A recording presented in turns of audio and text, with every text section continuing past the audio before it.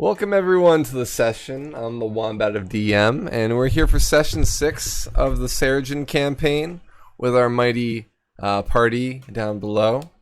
So last week we have continued exploring the mines quite a bit. Found kind of felled out both of the ways to go to the goblin areas of the mines. After some hijinks and repeat content, we went down into the spider den, fought some spiders, including a phase spider, and then after defeating at least one of them and clearing the way, the party walked through some twisty, windy caves, and it opened up into this grand chamber that you see on the map. The Great Hall of the Goblins, where the goblins are currently in the midst of a great meal. And the Goblin King, Orrak, just slammed his mug down and the room quieted as he's about to say a speech. The only person in the room currently is Roger. Roger, our rogue who's sneaking around, while the rest of the party is some ways back, including the one that can understand Goblin. So presumably they're close enough to understand, right? So I guess let's start off with maybe a perception check. I believe the party stayed at least 60 feet back, correct? I was under the impression they were just out of sight because it was loud enough, at least up until very recently, that wasn't a problem. So probably about 30 feet back then. All right. Yeah, give me a perception check, Belzian. Incoming perception check. Oh, come on, roll 20. Do the thing. Yeah, it did the thing. Okay. Oh, yeah. It's 21. So, Belzian, as the clan master, the king begins to talk, your ears prickle as you understand clearly what he's saying. In fact, he's the only voice in the room, aside from the brief trickles of water, the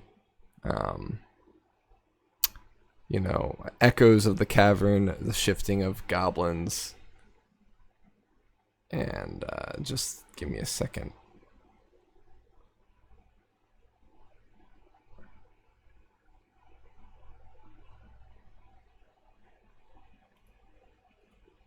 Just putting on some ambiance as well. All right, so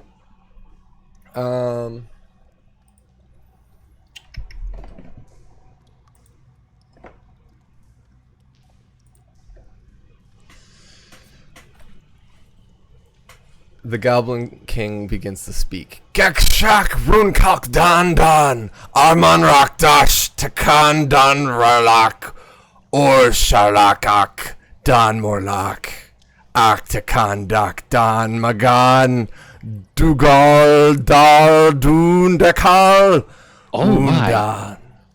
Dolan.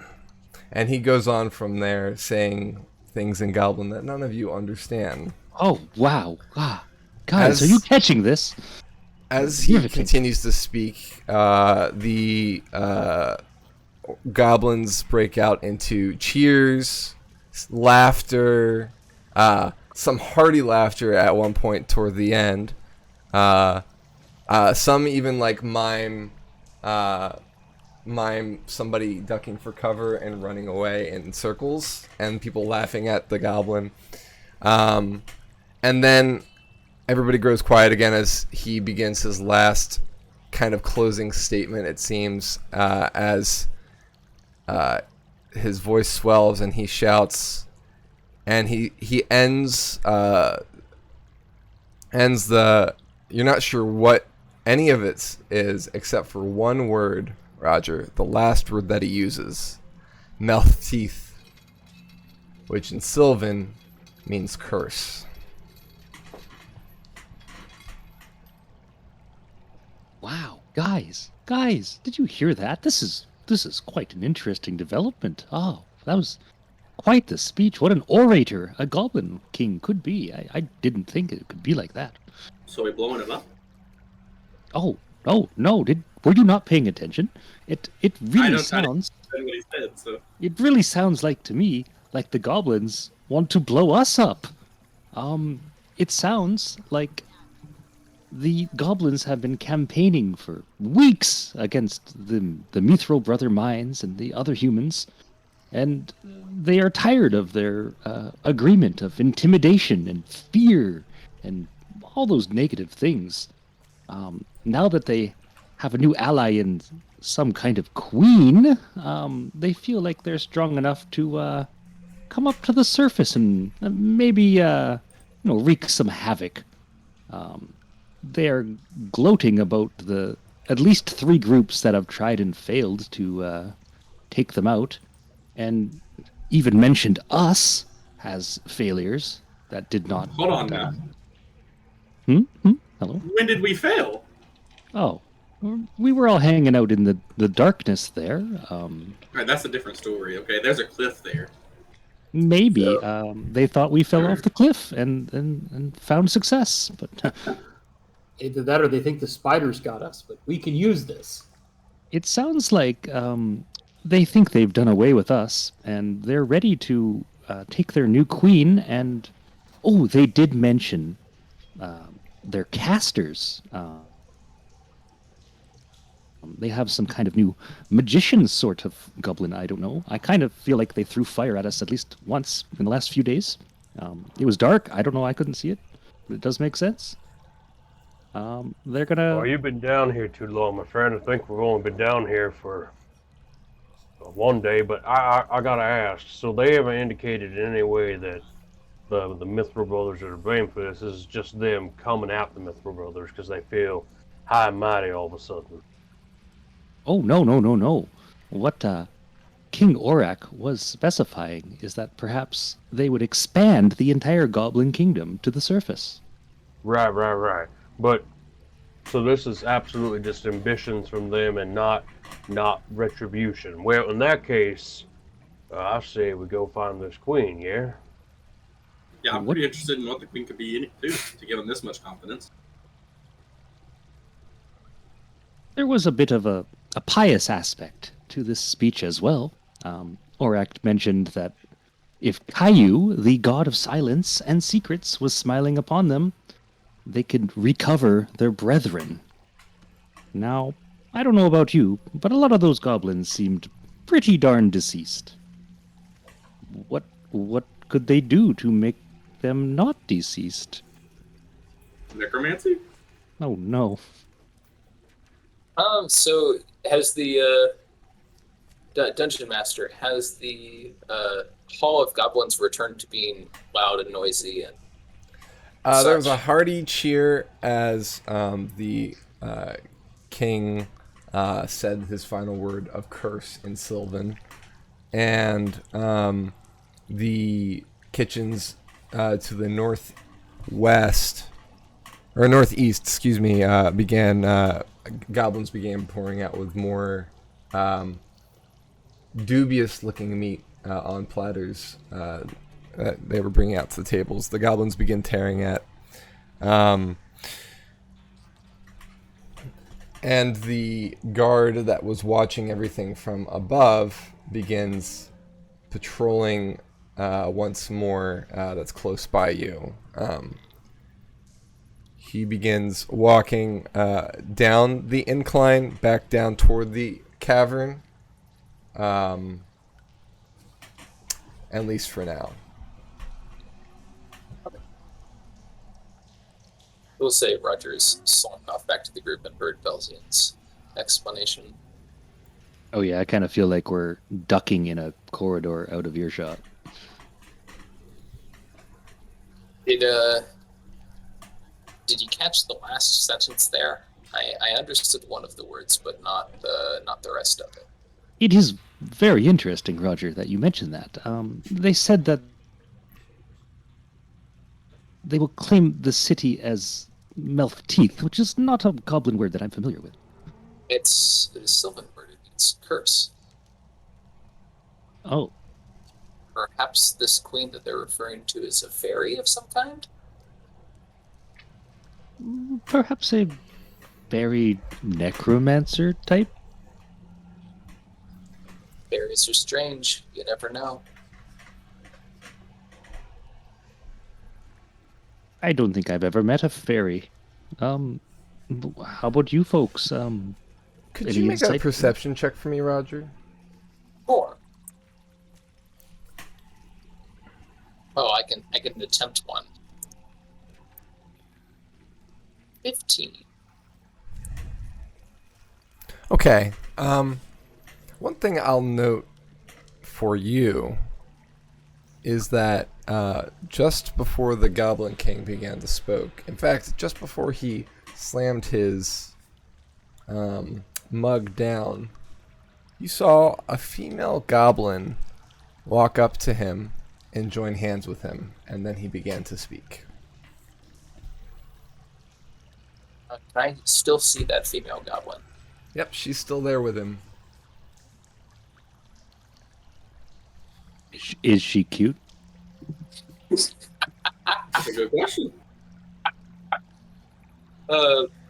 Roger's gonna go ahead and point that goblin out to the rest of the party, if she's still visible from our current location.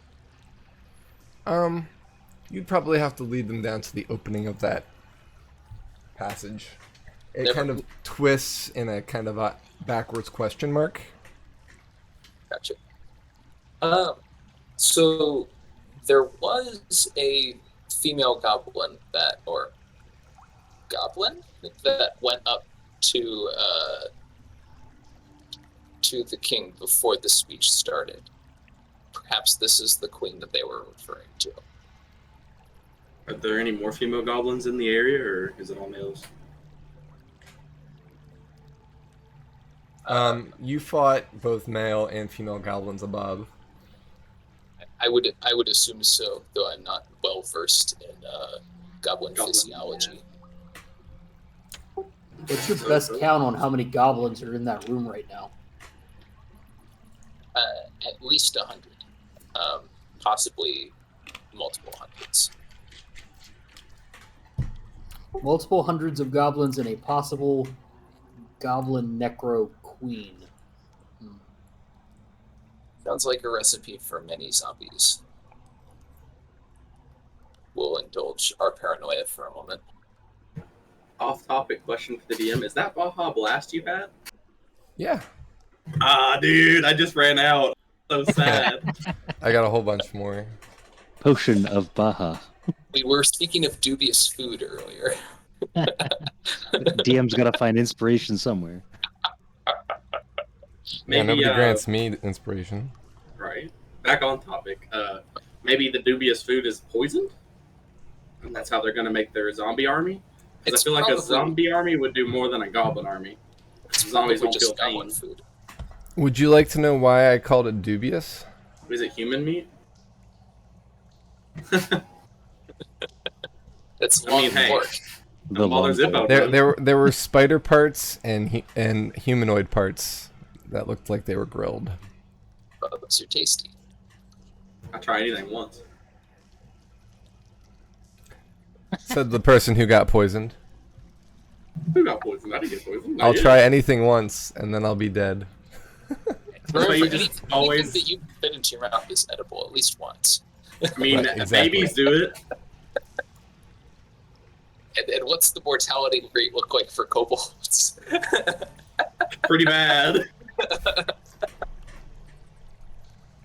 But yeah, I don't know. It's up to you guys how we want to deal with this though. We could try to cave the whole cave in on them too. I mean, this is obviously a crevice in this thing. We could try to cave it all in. Do we have the equipment or explosives for that? We do, but we don't have access to them, right? You can't get those until you leave. I don't think I have them all in here, do I? We didn't carry them all down with us. That's true. We have to go back through the spiders to get more.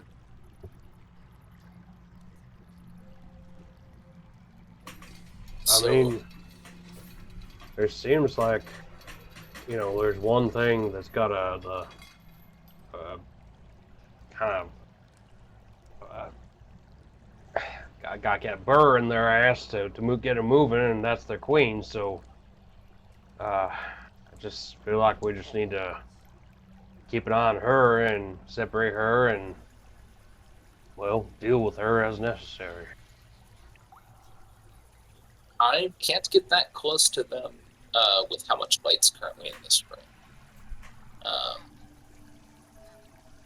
If we want to deal with her stealthily, I'll need probably more than just a distraction. I'll need us to take all the lights out.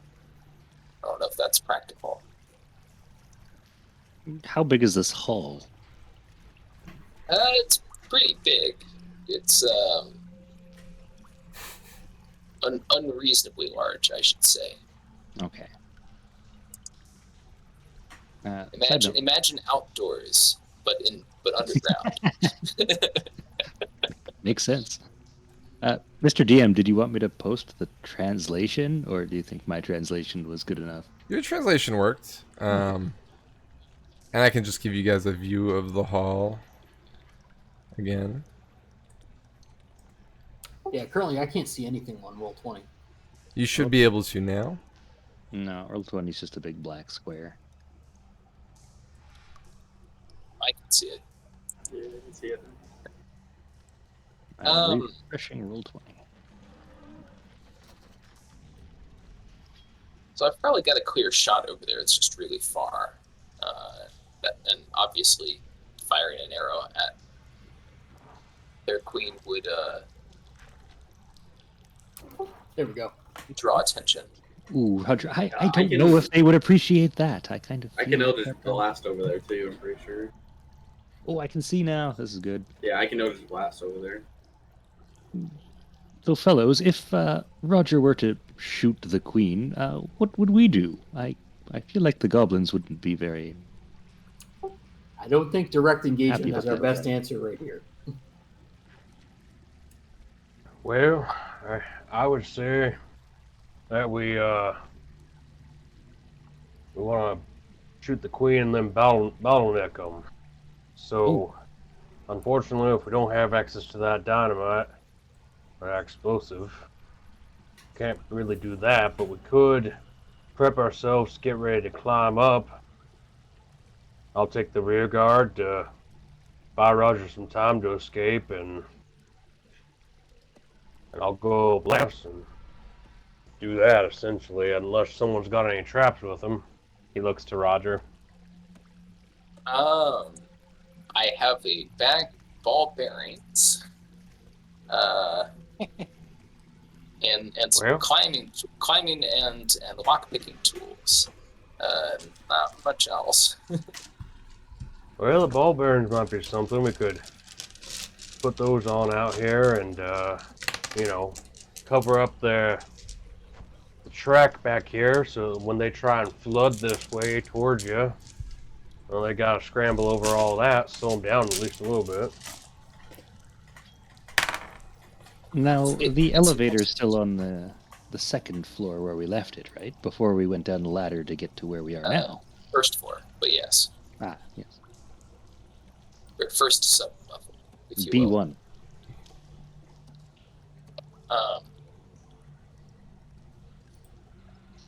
Our contract is to return with Orrak's head or his signature. What if Orrak's head was still attached to his body when we returned? Like, as in you brought Orrak with you?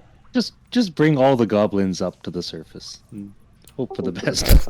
If we think about this, if we think about what they said, I think this is a little bit bigger than our contract at this point. This is endangering the whole town. These guys are clearly bent for war. Maybe we need to ring the alarm bell. I have to say, we may be in default on our contract due to scope reasons. I agree though as far as us being a little large, but town ain't got nothing. They're tapped dry. We're doing this because they don't have any guards to send. Would it still be our fault if the goblins kind of took over the town? I mean, this sounds like someone else's problem. Yeah, if they take over the town, I can go into that magic shop and get the stuff I want without that guy being there. Then you would have to fight the goblins. Come on, Zippo. Let them raid it Take us first. ahead. See, here's the thing. Let him raid it, okay? And then he'll be like, oh man, I gotta get my stuff. He'll start packing. He won't expect to knock out from behind the head, and then I just loot it and run. I'm going to discourage this course of action. I wasn't meaning it literally. It was a joke. Oh wait, how would the goblins come to the surface if we control the elevator? Can they climb very well? Robert's going to get a quick leash, everybody.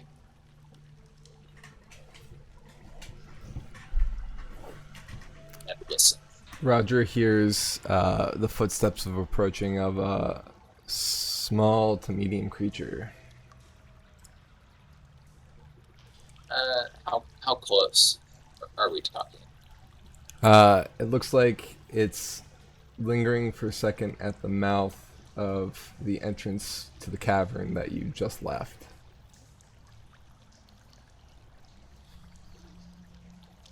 Is this roughly melee range with Roger's movement speed, or is this? You guys are probably about 30 feet away from the entrance, but it's around the corner, so you do currently have stealth. I did a perception to see if it heard you at the moment.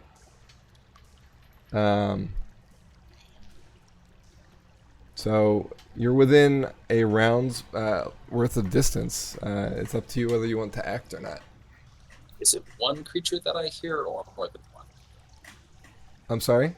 Is it one creature that I hear, or more than one? One. And I'm going to give you 10 seconds to make your decision. If I only hear one, I think I'm going to move up. I'm going to stealthily move up and try and stab him. Okay. I'll bring you back into... So you round the corner, you see that there's a goblin who's kind of crouching down looking at your footprints on the ground. And you move up to be behind him. And he begins to turn as he hears you approach. Are you making an attack? Yeah. Okay. It's the first round. It's not a surprise round, but he has not acted yet. Why don't you roll initiative since he sensed you, and let's see who goes first.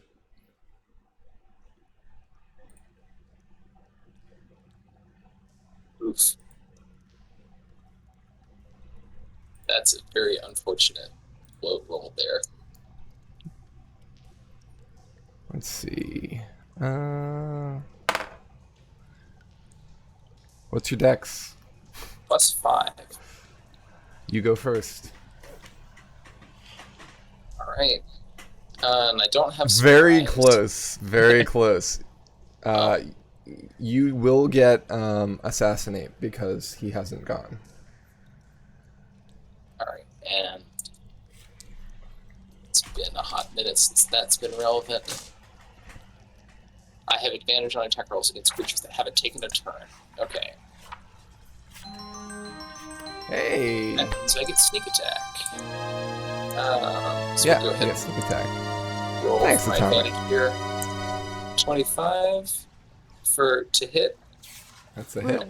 Then You should have done wool. I should have done. a total of 21 damage, including sneak attack. Okay, so I just have to clarify a few things here. So...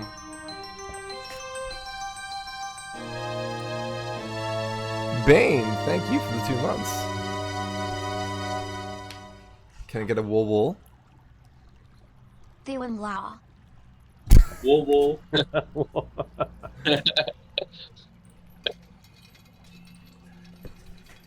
All right. You asked for something and got fleeced. What? I know you guys are fleeced for cash, so I mean, I am the rogue in the party. you do.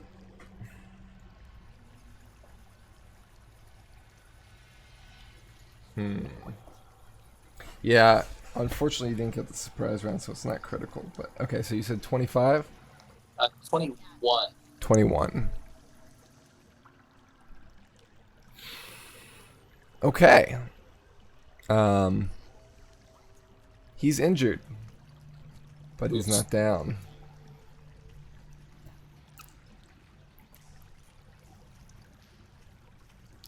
Um.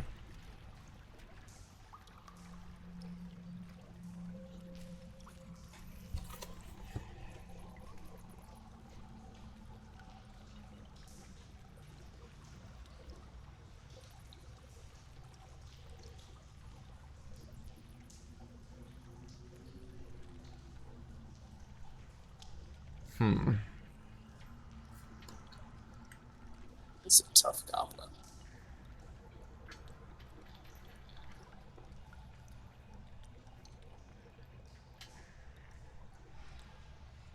Whole plan out the window. Glad I didn't try and assassinate him before the speech. If 21 isn't enough to take him down, then we would have missed out on that info. What's your AC? My arm class is 16.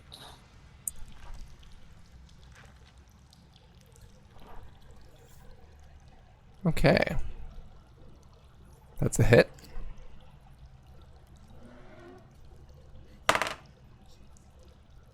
Misses on its second attack. Attacks.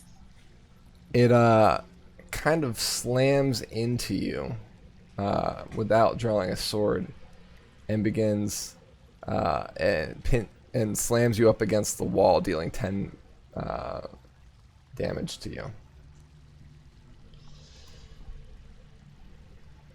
Okay. As it's doing so, it looks directly into your eyes and winks at you.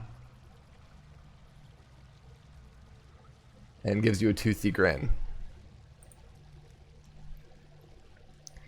It does not shout out.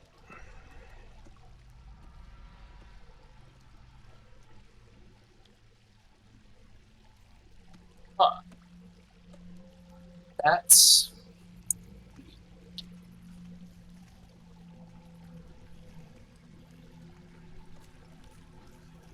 It thinks you're cute.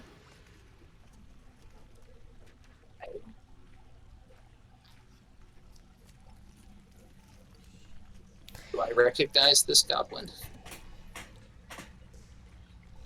Are you going to ask yet?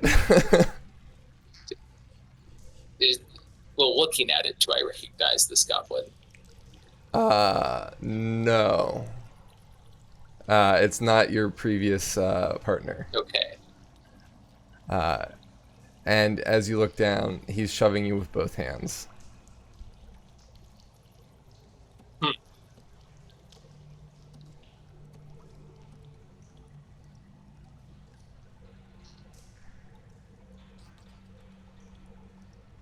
I don't understand. Oh, if it's my turn again, I'm going to stab him again. Okay. What weapon are you using, by the way? I've got my rapier out. Okay. All right. Make an attack. That's a hit. Okay, 19. Without sneak attack this time. 13 again. 13 13 damage. Yeah. Okay.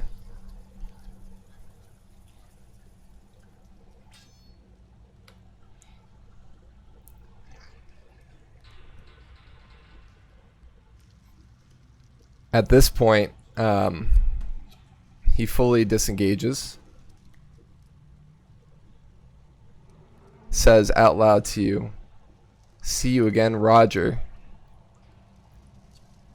And begins and jumps off the cliff, off the ledge, and down into the cavern.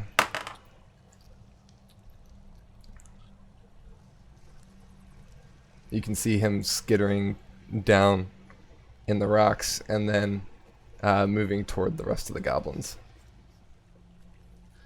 You're around.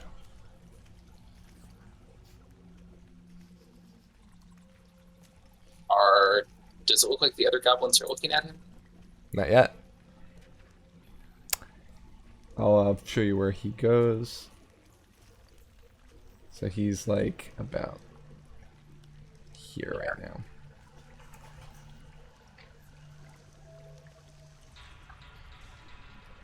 That's my name. It apparently has 30 plus hit points.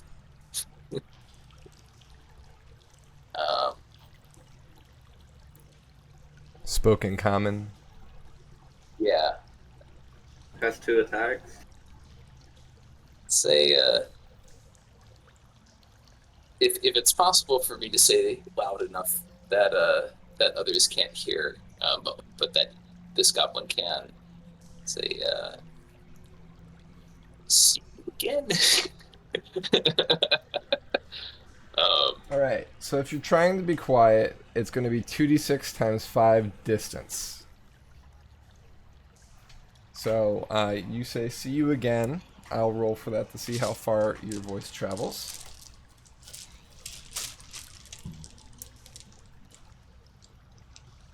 I need to undershoot, not overshoot on the saying that, but 30 feet. okay. So from where you are, My ruler, does he actually hear that? he does. Awesome. Or at least he has the capacity to. Assuming his ears still work. In that case, I'll take a quick survey of the room visually and then withdraw. Okay.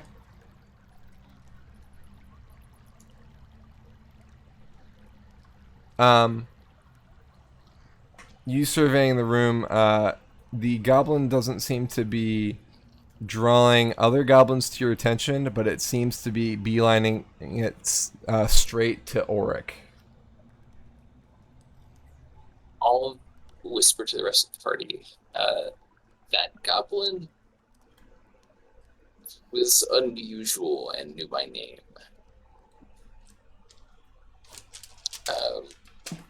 He's going straight to Orrak. Well, I mean, guess we watch for a second, see if what Ulrich does, and if not, or if he starts getting angry, well, we got a ladder behind us, right? Ace Roger will dip back out to where he can see what's going on, and observe.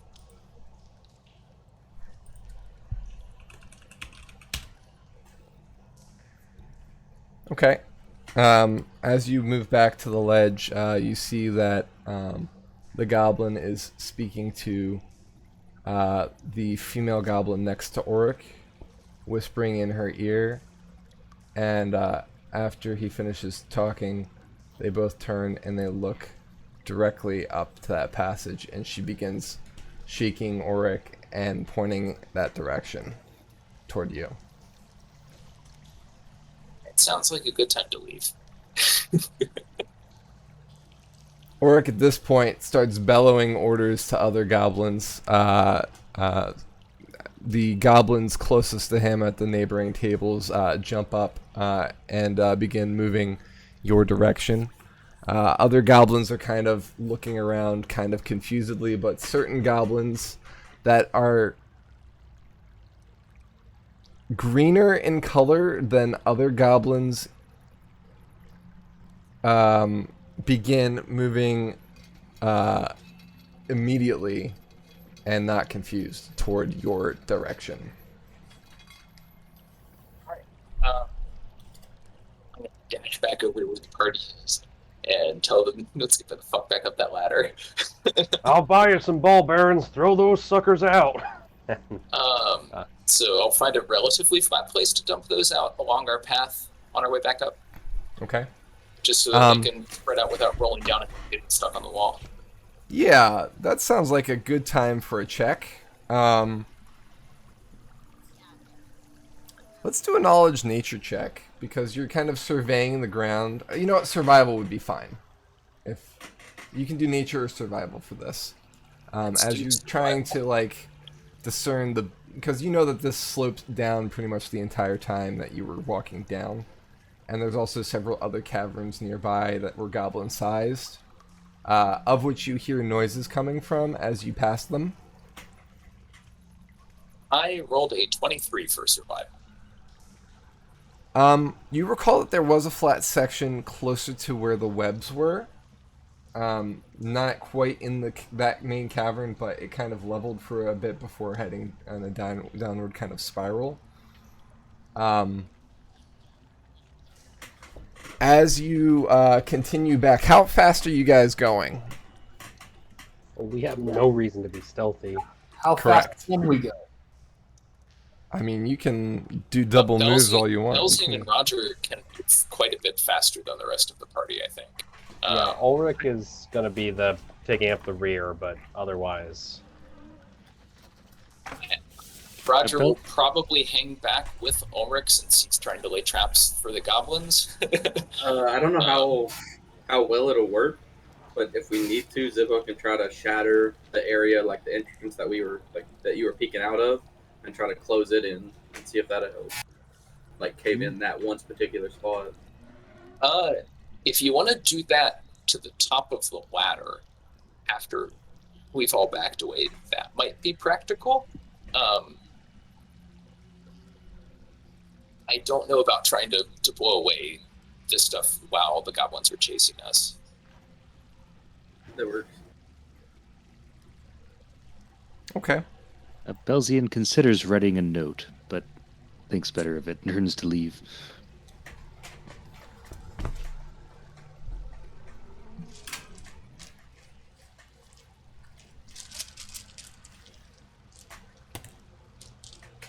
Do any of our shorter team members need assistance getting out of here in a fast way? I was thinking my little legs are gonna carry me up that hallway just about as fast as they can. So Same. What are your move speeds, Ulrich or not Ulrich, Zippo and Jaeger? 30 for Zippo. Yarvik, I mean. it should be 30, right? Yeah, I believe it is. I just wanted to check. What's Ulrich's? You're a half elf, aren't you? I'm a halfling. Halfling. Halfling. half Sorry, elf. my bad. Yeah.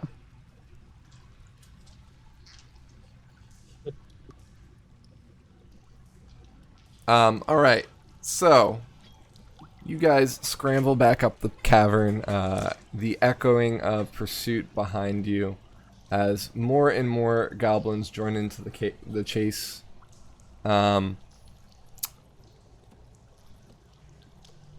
Roger hangs back toward the entrance to the webbed area to lay all his bear ballings. That's a whole different thing. If you could just bring up, or at least copy and paste the ball bearings description into the chat, just so it's easy for me. While this is going on, the rest of the group enters back into the spider den.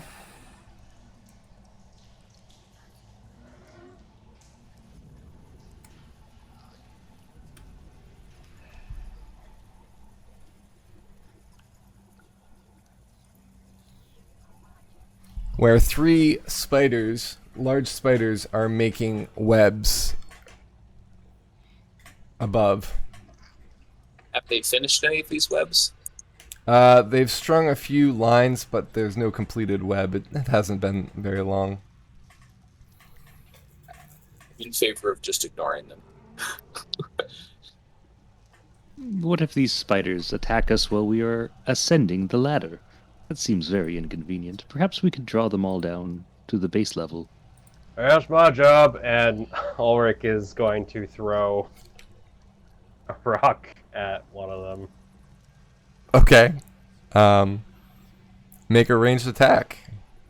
Okay. They're about six, Yeah. 60 feet up. Okay. They're about halfway up the passage. Just 13. Okay. All right, I'm gonna give you this. First of all, what's the range of a thrown rock usually at max? I mean, I don't know. That's not like a yeah, that's offhand. It's an improvised weapon. It's definitely an improvised weapon. So Yeah, let's do that at disadvantage. Okay.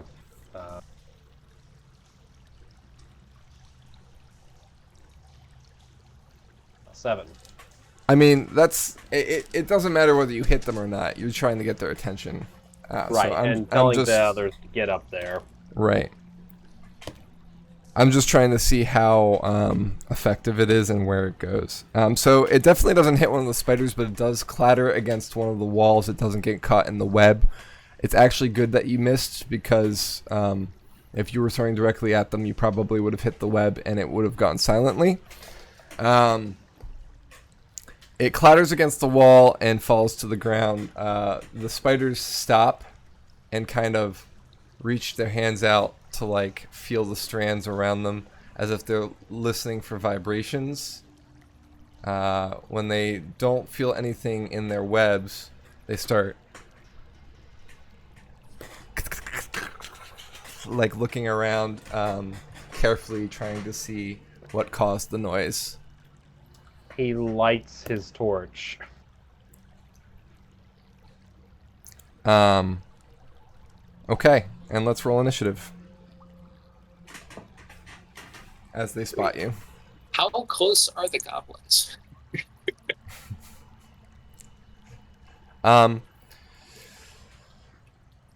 They were at least 60 feet away in the pursuit, probably more. We've got maybe You've got around, 2 rounds or around. depending on whether these goblins are ahead of or behind the barbarians that Roger dropped.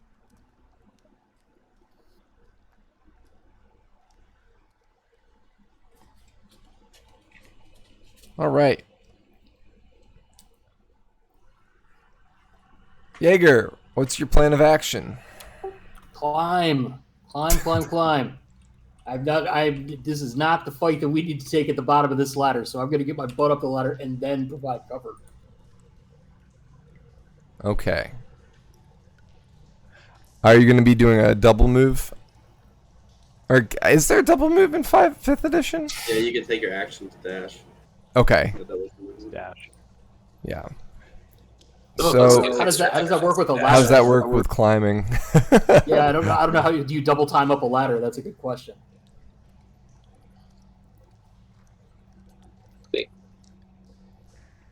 Let's see. Regardless of how far you get up the ladder, none of us are getting up any further. So Right. All right. I'm going to, for the sake of this, say that we can count. Let me just double check dash real quick. So normally, for what it's worth, essentially climbing is at halves. Right. Reduced to 15. So you at a double rate, you would be at your normal your base movement speed. Right.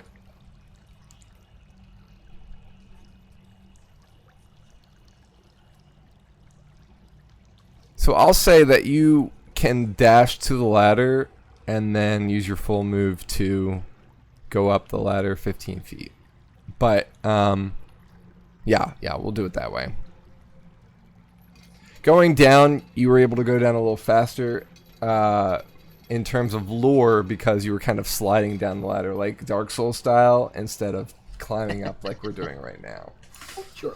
And as I get to the ladder, I would take just a second. Is the ladder clear to climb? Looking up, As far as I can see. it looks like the web is toward the edges of the cavern, not the center. Okay. And I'll take the 15 feet then, and that's where I will be. All right. Next up is Zippo. Zippo is going to go as fast as he can to the ladder, Okay. and then he's gonna go up it as much as he can. He's gonna save his action, or no, he's not. He's going to.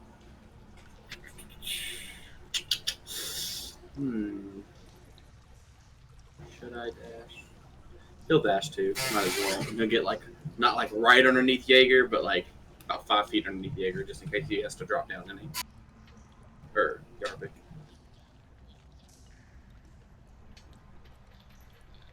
I'm gonna pile you guys along the top here in order. So Yarvik's in the center, and then it's Zippo, and so on. All right, who's next? Let's see here. We've got Belzian be climbing that ladder.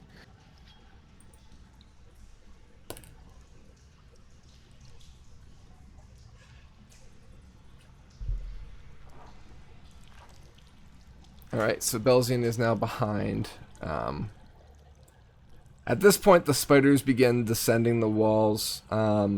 These are not the pale bluish black color that the spider that appeared behind you was earlier. These are straight jet black with patches of dark gray. Less strange looking, less glowy looking. All three begin descending the cavern at a pretty decent speed, almost as fast as you went down the ladder last time you were in this chamber. But they make it look very easy, as if they have the spell Spider Climb.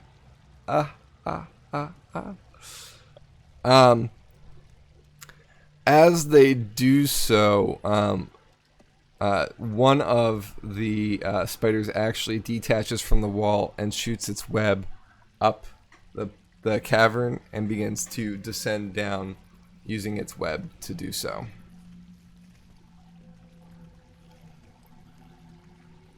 All right, who's gonna cut that?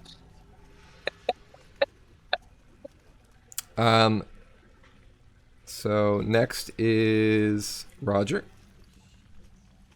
How much space is there on the ladder? We've got some people piled up. There's 20 feet left. Or no, sorry. No, the ladder's full because he went up 15 feet. Yeah. All right. Well, Roger's gonna go and stand at the base of the ladder and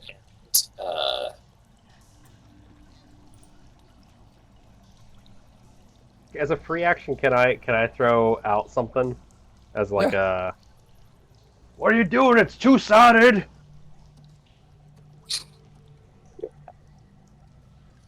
Go around the back.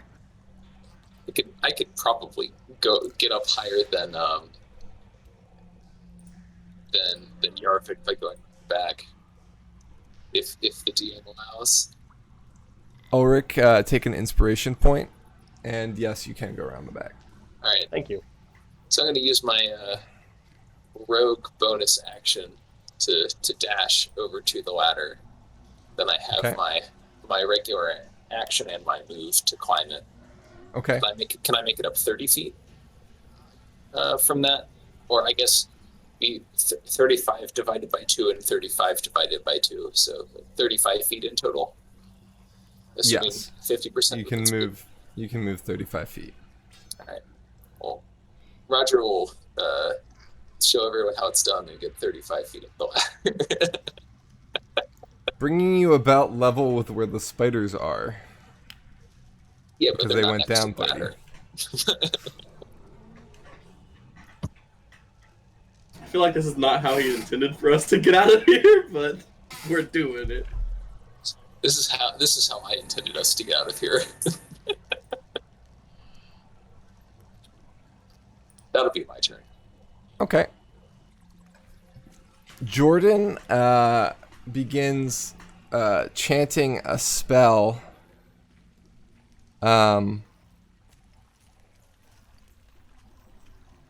At the door to the cavern, and a wall looks like it appears at the cavern entrance, blocking the way as if there was a cave-in. This should buy us some time if the goblins don't see right through my trick, he says. And then he moves over to the ladder at the base of it.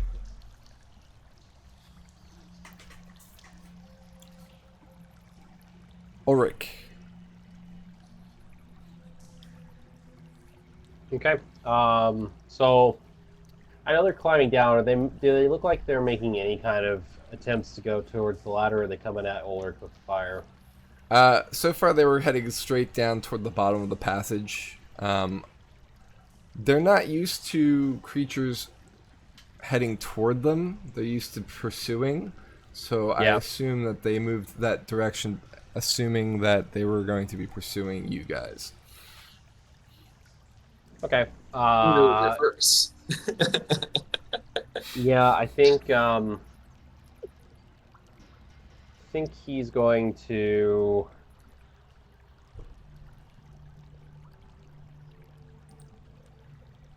You activated my trap card. He's got a crossbow. What am I doing? Yes, you do.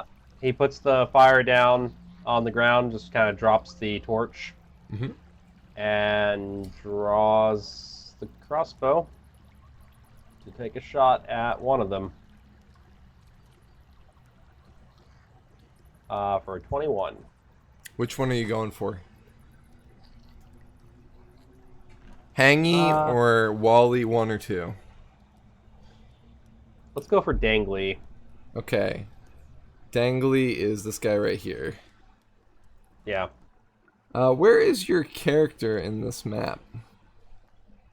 He's right Oh, there here. he is. Okay, I see him. I had my cursor over him, so I actually blinded myself. All right. So that's a hit. Roll for damage. All right. That's 11 piercing damage. The arrow goes into the lower abdomen of the giant spider, and it hisses in pain, clacking its mandibles as it kind of growls in frustration, which is weird to say about a spider, but there we are. That is gonna be his action. The goblins sound closer than they did before. But you see no lights coming down the passage. For what it's worth. They can see in the dark. Yes, they can. Can't get anything past you. Alright, so back to the top of the round. So Jaeger. Or Yarvik, I should say. I keep reading your screen name. I gotta change that. I keep saying I'm gonna change it. I gotta change it. So how far am I from the top of the ladder? So you only got 15 feet up the ladder. There is 120 feet to the ladder, so you have 105 left to go. All right. So I am going to focus all my effort on double timing up the ladder. So another 30 feet. Okay.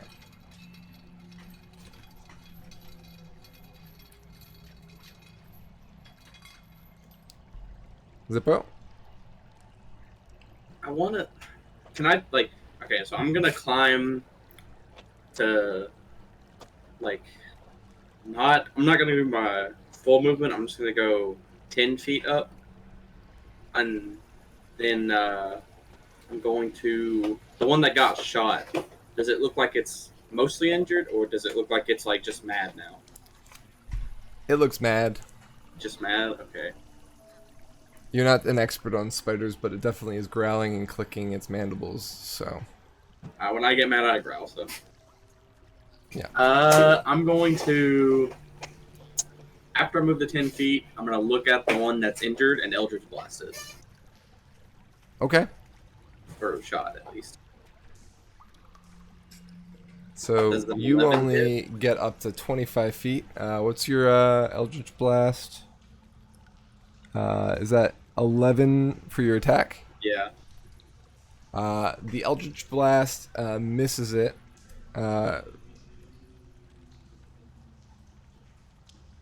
So it's force damage, right? Or is it? It's fire for you, isn't it? It's force, but it does, if it hits something, it does an extra, I think, 1 or 2 points of fire because of my genie. Gotcha. Extra 2. Right, the Genie's Wrath part. I was just curious to see how it would hit. I clicked on it to see if it would give me a description. It didn't. So Yeah, it just says once during each of your turns, when you hit with an attack roll, you can deal an extra 2 fire damage. okay, it slams into the wall harmlessly, and since it's dangling in the air, even if it did catch the web on fire, it probably wouldn't have affected it too much. After that, I'm gonna just look around, and then I'm gonna be like, well, I tried, and then just sit there.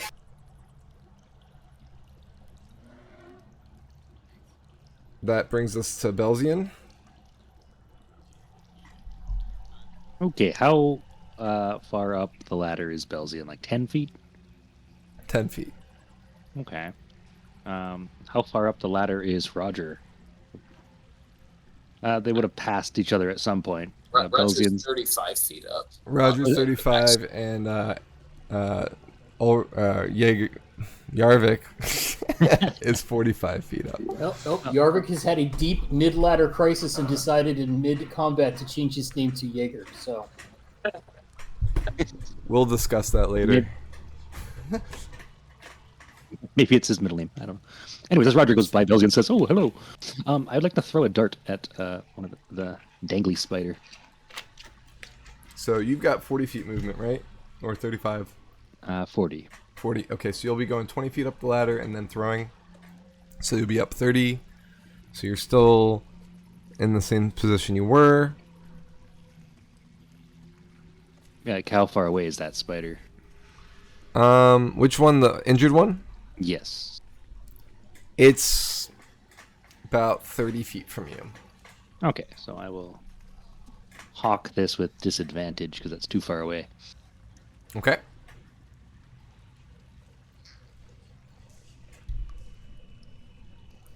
Roll 20. Where'd you go?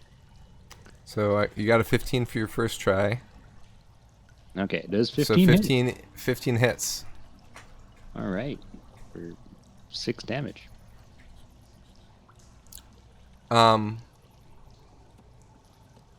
Where an arrow and fire failed, a single tiny dart manages to pierce through one of the 8 eyes of the spider, and it kind of hangs limply from its web that's sticking from the ceiling. Got him. But yeah, Belzian just gonna keep trying to climb as far as he can. Okay, so you're at 40 feet. The other 2 spiders, one begins to descend to Ulrich and gets within attacking range and attempts to bite him. 18 hits, correct, Ulrich? It does.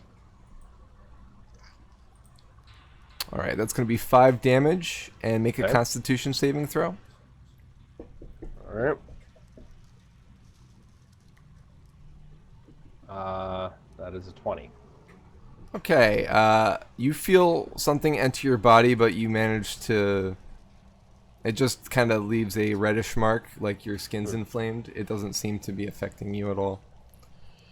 You noticed how spider bites had affected earlier members of your party, it doesn't seem to be doing that to you, at least right now. That makes sense.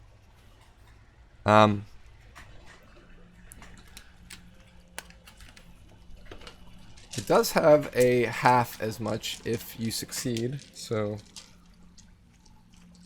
Well, it doesn't really affect you, it's still doing something.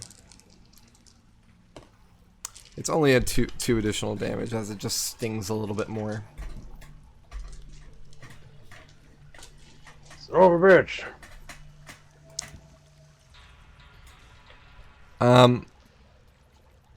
The other spider takes notice of the prey having drawn ever closer to it, and it turns its body so that its back is facing the 5 of us on the ladder. Or no, the 4 of us on the ladder, I should say, because Jordan's still down there with Orrak. And shoots at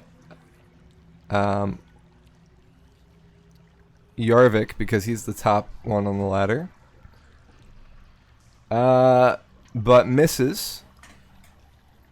And the web kind of shoots by the ladder and makes a strand that kind of attaches horizontally to the other side, but doesn't do anything to the ladder itself. Ulrich. Alright, well, since one is close enough to hit, Ulrich is going to just kind of hold the crossbow with one hand and draw his mace with the other to beat at it. Okay. And he'll critically fail.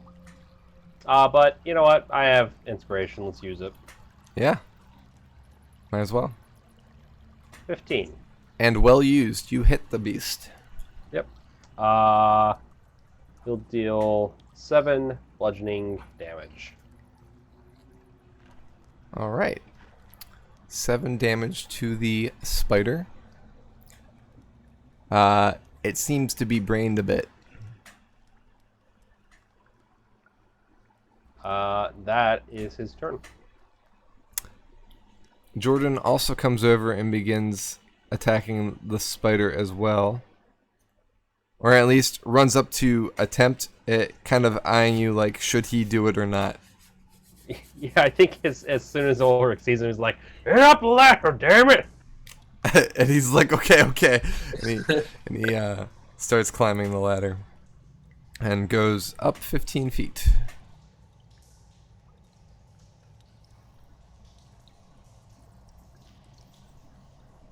The goblins draw ever closer. Did we skip Roger? Belzian, you hear, "Get them! Get them!" Did we skip Roger? No. Go ahead, Roger. So I'm gonna take effectively 3 moves with the rogue's bonus dash action, the regular dash action, and then my actual move. So 35 plus 15 additional feet up the ladder. Okay, so you're just full moving, like you're using everything to move. Yep. Okay. So I think that's a total of 50 feet extra, which put me to 85 feet. So hopefully I can get out the top next turn and start providing cover with my longbow. Okay. You see at this level is where they've made the most progress on the webbing.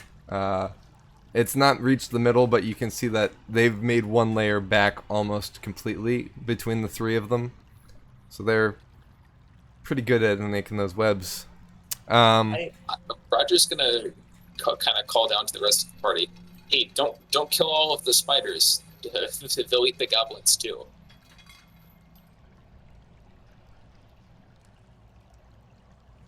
All right. Noted. That's a great plan.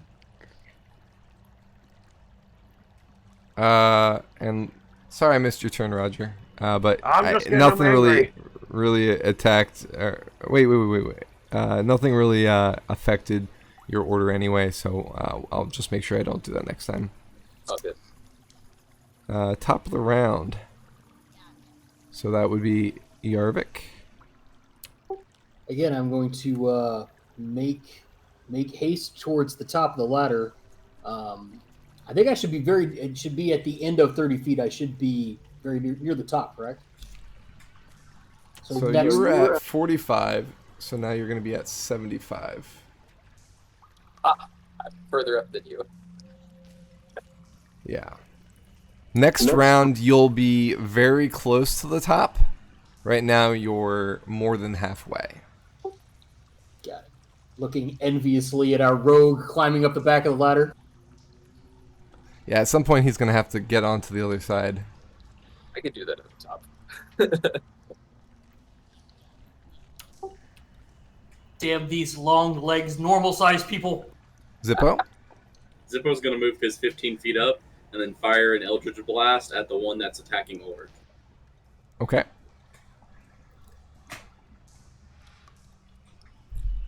$14 hit. Meter beat. What does that mean? Yes? But Yes. Awesome. That does 14 damage. Okay. Two of which is fire, in case that matters.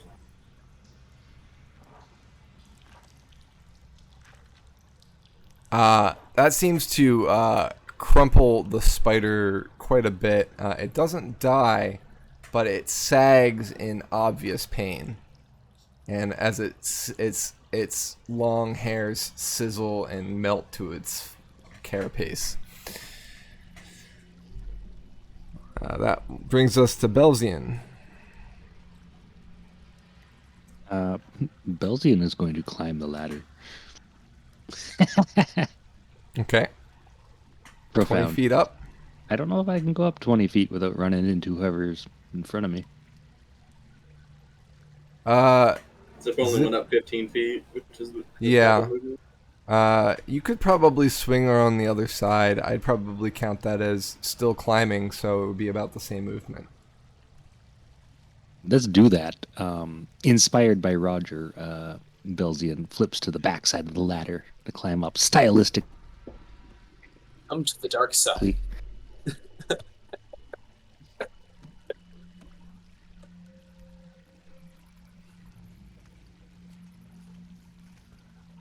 Yeah, that's all I got for my turn. Okay. The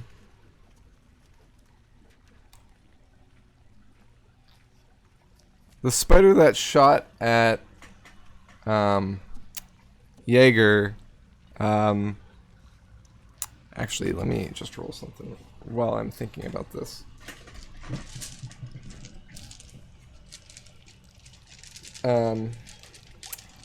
Makes a leap onto the ladder itself to try and get at its prey.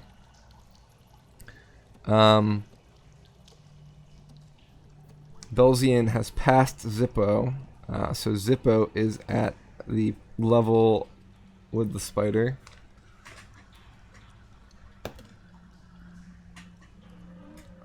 Zippo, what's your AC? 15. Okay, it misses as it gnashes at your feet. As it misses, ladder. I'm gonna look at like, bad spider, bad spider. I think this spider has misunderstood the predator-prey relationship. The other spider cries out, still in pain, and begins fleeing from Ulrich, causing an attack of opportunity. Knowing that it might be able to do something, he's not going to, to like any goblins, he's not going to do an attack of opportunity. Okay. You let the spider pass, and it begins... Yeah, I guess what direction is it going? It's going straight up. It's going straight up? Yeah, he'll let it. Worst case scenario, maybe it'll go after the goblins. Okay. It begins heading toward one of the many holes that pepper the side of the cavern. Yeah. You owe me one! The other spider at this kind of pauses, like, I think I overcommitted. That's kind of what it looks like. All right. Roger. Roger's next. Yep. All right, so I'm 85 feet up. I think, above everybody, so I can flip around to the front side of the ladder. Okay. And go the remainder of the distance. I think you said it was 120 feet. Yes. So that I believe uses all of my movement to get up to the top, or nearly all of my movement to get up to the top. It uses all your movement, yeah. Right. As you pull yourself up into a familiar-looking chamber. The chamber is empty. Okay. Just for your information. That's it. All clear up here. down to the rest of my party. And that'll be my turn. Since that's all 3 of my actions.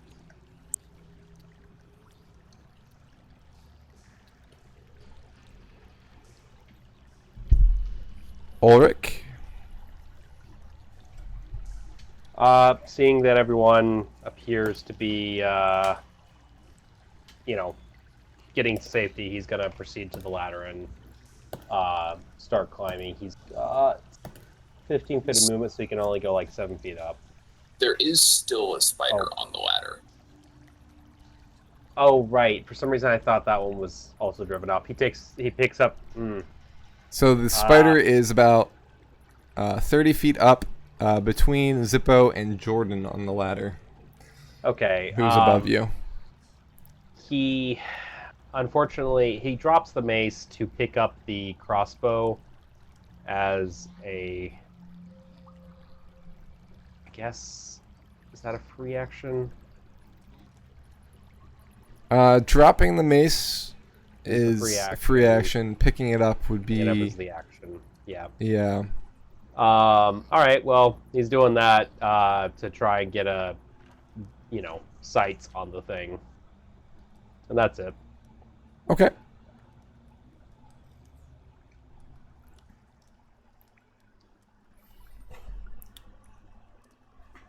Jordan, having no other choice,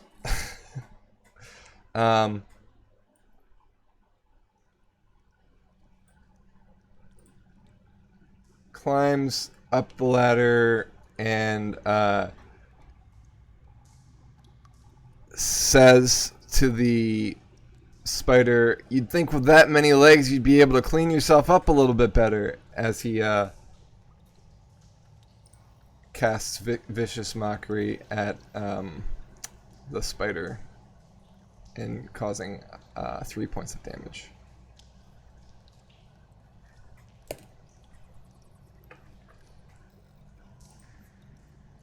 The spider kind of like cringes, not knowing how it understands him, but does so nonetheless. Spider's gonna need counseling. I just watched one of its buddies get murdered and the other one get almost murdered, and then was like, "Oh man, I gotta get out." Yeah. Ulrich, you hear the slams of goblins crashing about in the cavern very close by as they hit the ball bearings. They're kind of clambering over them and into each other. They're definitely slowing them down. But they're close. All right.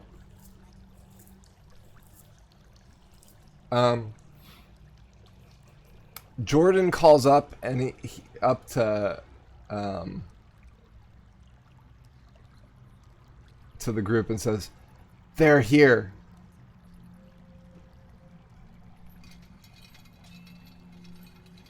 The goblins? And leaves it at that. Yeah, I guess following that, Ulrich will say, "If it comes down to it, break the ladder." Not leaving you behind, Ulrich. All You got a right, choice. You die or live. Yarvik.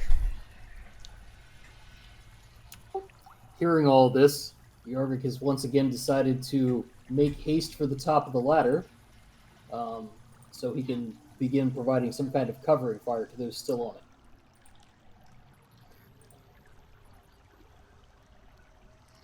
Okay.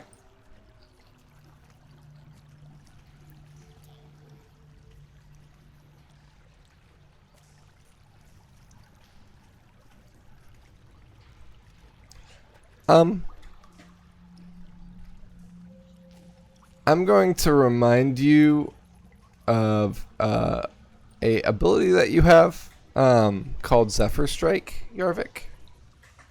Whether you attack a creature or not, it gives you an additional 30 feet of movement in a round.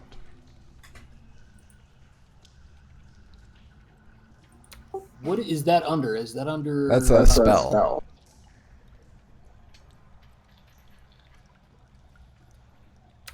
So it is. You don't need to use it right now, but it might be something that you might need to use at some point. I'm just helping you get familiar with your spells. Oh, that's cool. I didn't even think about that. Yeah. So you do the move up. You are now, I think, 85 feet up at this point. So next round you should be up and over. Yep. That brings us to Zippo. How far away is the entrance that we came through to Zippo? Zippo's been moving 15 feet around. He is, I think, if you move your 15 feet this round, Not you'll yet, be... if you do, when you do, you'll be at 60 feet up. Okay, You'll so I'm be not halfway. at 60 feet yet. No, you're at 45 because you've had 3 rounds of 15 feet of movement. Gotcha. Okay. So if Zippo can still see the entrance and aim for it, like if it's in his range, he's going to shatter that entrance. The entrance that is got the silent image on it. Yeah. Okay. Like, it's a 10-foot sphere, I think it is. Let me just display it. There we go. I think you probably aren't close enough for that, right? That's why I was asking. It's a 60 feet range, and it has an area of 10 feet. Oh, okay. The math does work out. You would be in range then. You do this before you leave.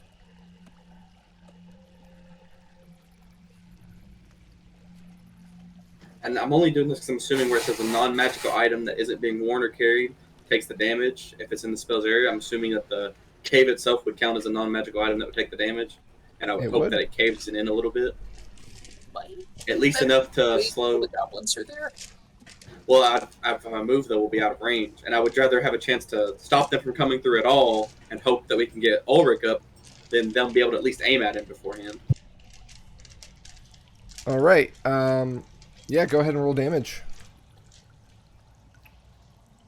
Tear down that wall, Mr. Gorbachev.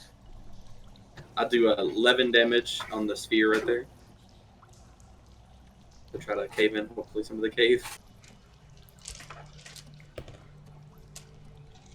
Yeah, you managed to confirm what Jordan predicted with his silent image. So now there isn't it actually breaks the spell because of physical interaction. So the spell dissipates and gets replaced by a very similar looking pile of rocks. On the real! And this is why Zippo and Jordan have been traveling together. Exactly. We know. Just mind's blink, man. And then instead of moving, Zippo will just sit there and he's going to wait just in case he has to cast it again to try to get Ulrich back up here. He's not going to use his movement. He's just going to sit here on the ladder. Okay, so he's at 45 feet. Yeah. Zippo's just going to tell him to try to move around. Does it look like the entrance to the ladder place, like, is Dunsky's?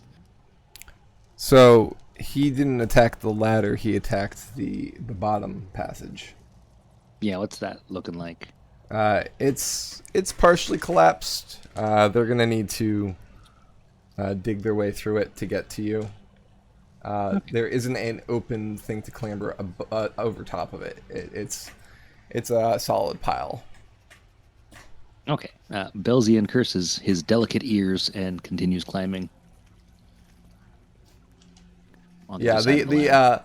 So when he cast Shatter, there was kind of like a echoing Shatter sound. Fortunately, the depth of the cavern kind of diminished it quite a bit, so it didn't carry and harm anyone else. But the cracking of the rock is distinct and echoes even up through, and you feel it hit you up top, Roger. Like you feel it, like if it goes through your feet. Well, we've got the spider's attention now.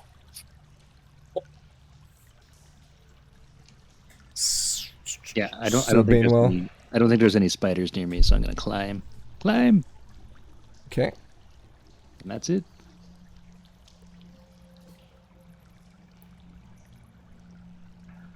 Sorry, Zippo is below Bane.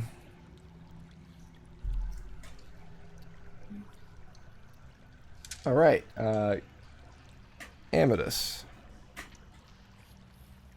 Um, Oh wait, no, Spider first. Spider first. Spider first. Spider at this point leaps back off the ladder in a retreat. Zippo, since you stayed in your same spot, you get an attack of opportunity as it retreats from you. Okay. Is it far enough away to where if I make a Eldritch Blast, it won't do a disadvantage? No. Okay. We'll hope. We'll hope and pray. I got an 18 on a disadvantage, sweet. Yep. And it does 7 damage to fire. It's kind of like I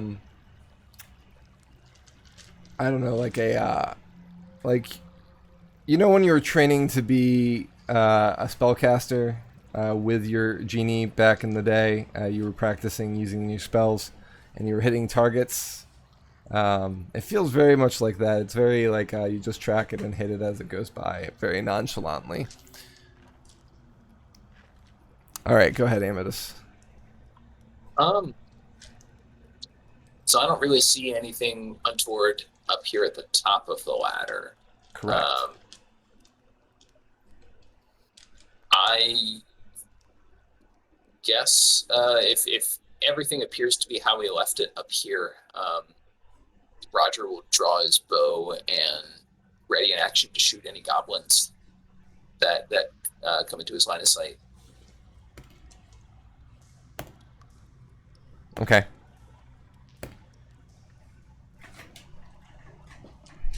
Ulrich. Okay, so Ulrich is still blocked by the spider up there. Spider has left.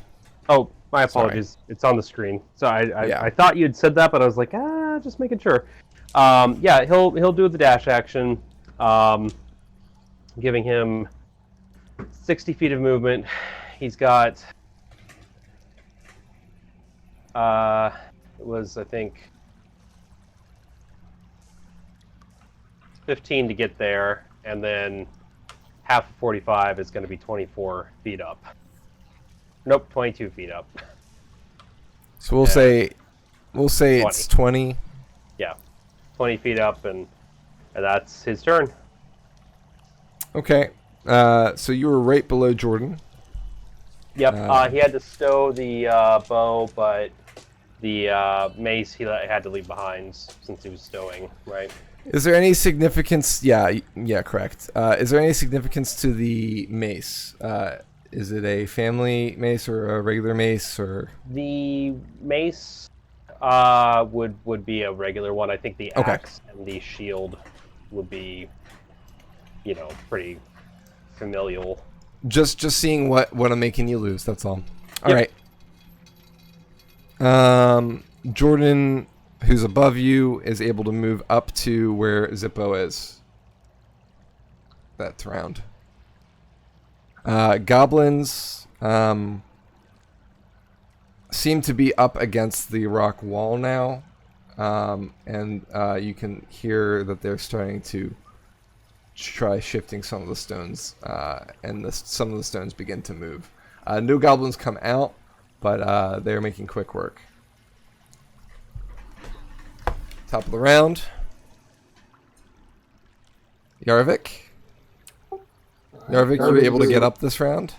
Yarvik is out of breath, makes his way to the top of the ladder, and readies his bow to assist Roger in covering the retreat of our allies coming up the ladder.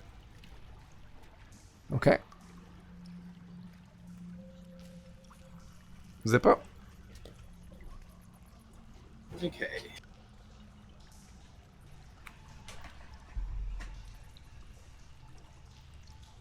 Okay, Zippo is going to, before he moves, he's going to be like, all right, guys, so they're coming through the wall. We better hurry. And then he's going to take the dash action and just go up as fast as he can.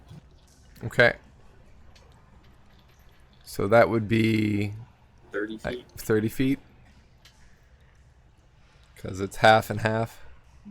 Or, I guess technically it would be 15 and then half of 15, right? Because you're climbing the ladder, so it would be 22 like Shade said, so 20.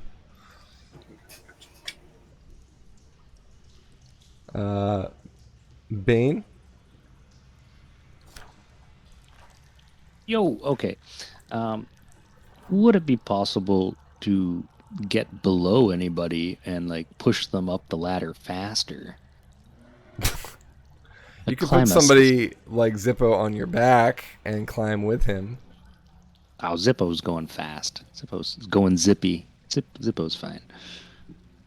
I think I'm the only one that's down there, and Jordan's like ahead of you some, but right. not by I mean, much. yeah. Oh, I guess yeah. I thought he had more round, but I guess. Would I be able to assist Ulrich in climbing faster? From where you are at the top, not really. Not at least with yourself. I mean, you could jump back down to the ground, take some fall damage, and then try and help push him up the ladder some because you have a faster movement, but that wouldn't be till next round probably. Okay. Can I climb down the ladder and perhaps provide some moral support, you know? Jordan says, that's my job. Okay, Belzian will go up.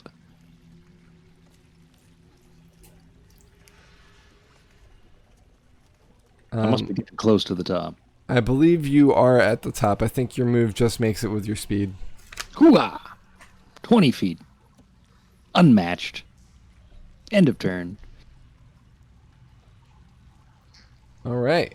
The spiders scurry out of sight while the one that's dead still dangles on the westernmost side of the passage. Go ahead, Amidus.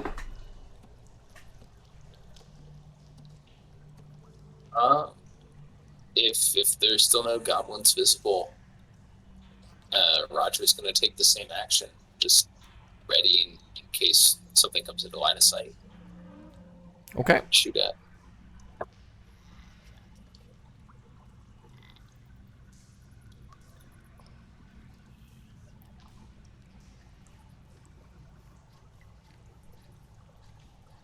Guess that brings us to Ulrich.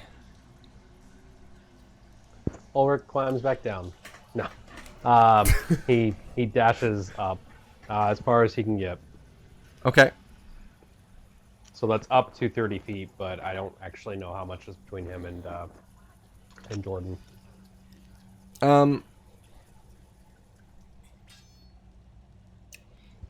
I say you actually pass Jordan on the ladder the same way we've had other people do it in the past. By just kind of swinging around, continuing, and swinging back up. Okay. And as a reminder, this is a metal ladder. Yes. Yep. Yeah, it's the ladder is firm, it's anchored well to the bottom and the top. While there is some shaking in the middle, it's made of some strong stuff. Probably it's the strongest metal that you've ever experienced. Like, not even steel. This is a well-made ladder. It's an adder ladder in him. That definitely worked. It's a laddermantium ladder. Thank you. I knew that it was there. I just didn't have it. You had it. Jordan bringing up the rear. Continues the climb at a very similar pace. We're kind of all clumped together now. Zippo is just ahead of Ulrich and Jordan. Did the goblins get through the wall yet? Let's find out.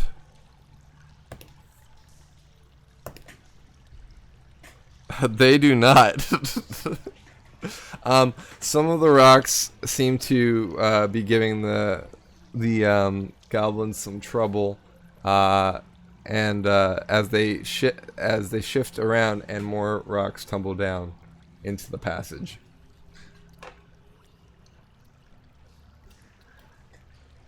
Of the strength checks, there was a 3, a 3, and a 1 in there.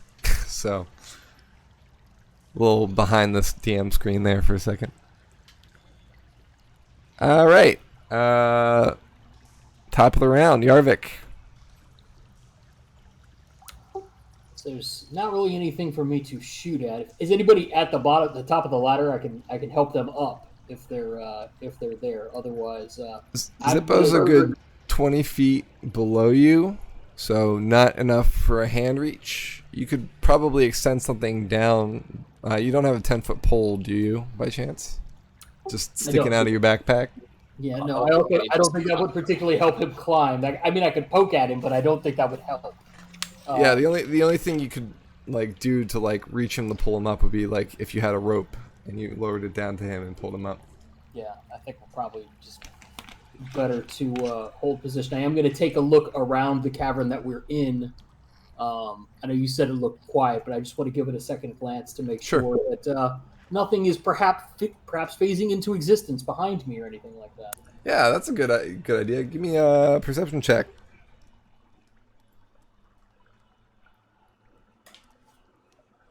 Okay, the only thing you see is the footprints of the group made by earlier that kind of have unsettled the dust along this path, kind of pointing out where you have traveled and avoided the traps along this passage.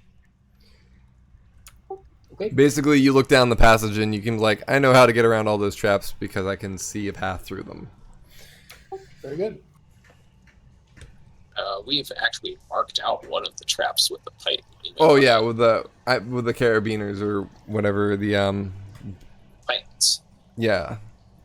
Remember the Pythons. That's the very first one, if I recall. All right, Zippo. Saying as no goblins have came through, he's just gonna book it again. Okay, you reach the top.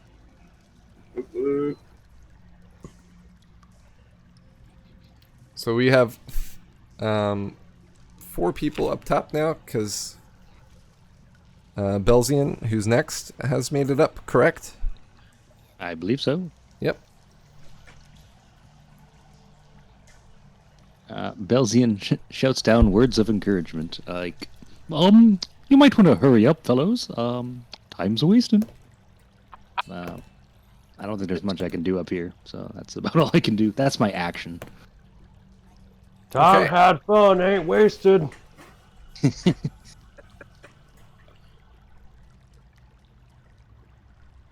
Remind me not to get your opinion on what to do for fun next, Ulrich. Roger says as it becomes his turn.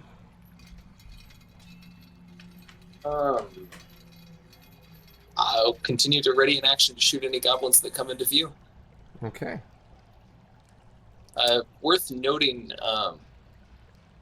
I kind of intend for Roger to be the last person to go by after the rest of the party gets up the ladder, so we can make some attempt to sweep up the tracks behind us and maybe obscure where the traps are.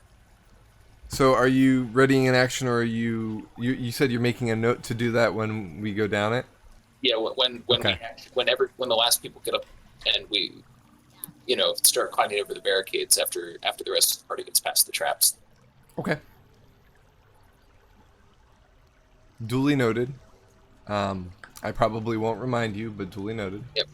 If time allows, now the rest of the party knows that I was thinking about that at least. Right. Yeah. That action It was is more for cute. the group than for me. All right. That brings us to Ulrich. Jordan's level with him now.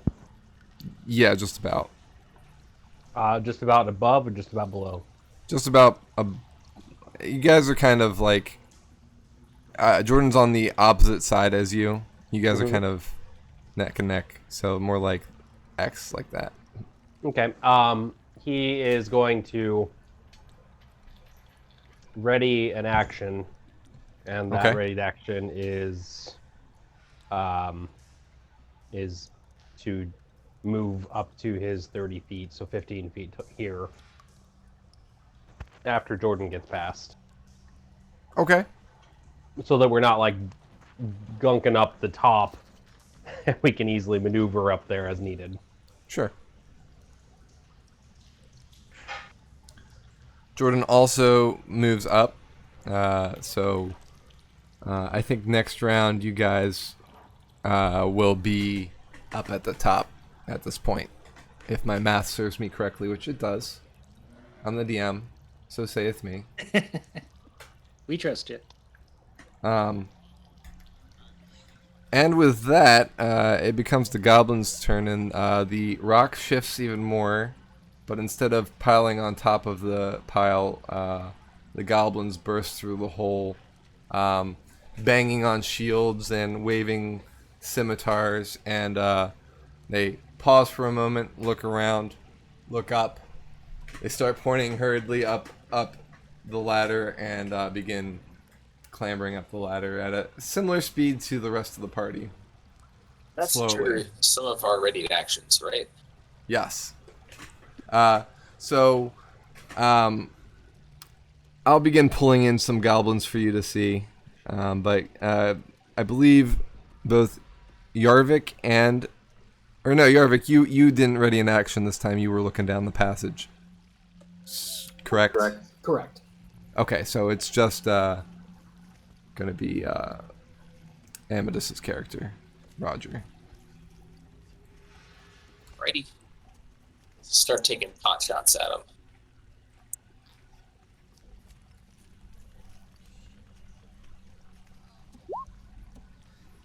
Does a 12 hit?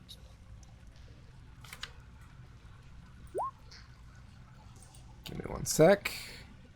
Gotta change my room.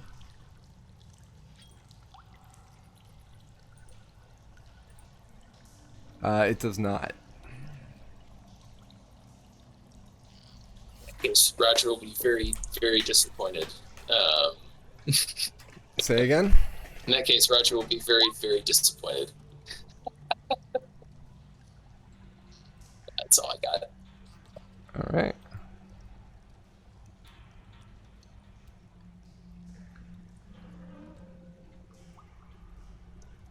So it appears there's at least 10 goblins that have filled the room down below. Some of which are green in color, some of which are the classic orange.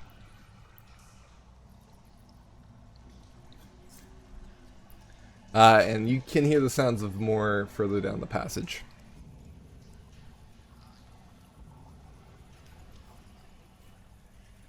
Three have gotten to the ladder and are on it. In varying degrees of height, so like 15, 5, and 10.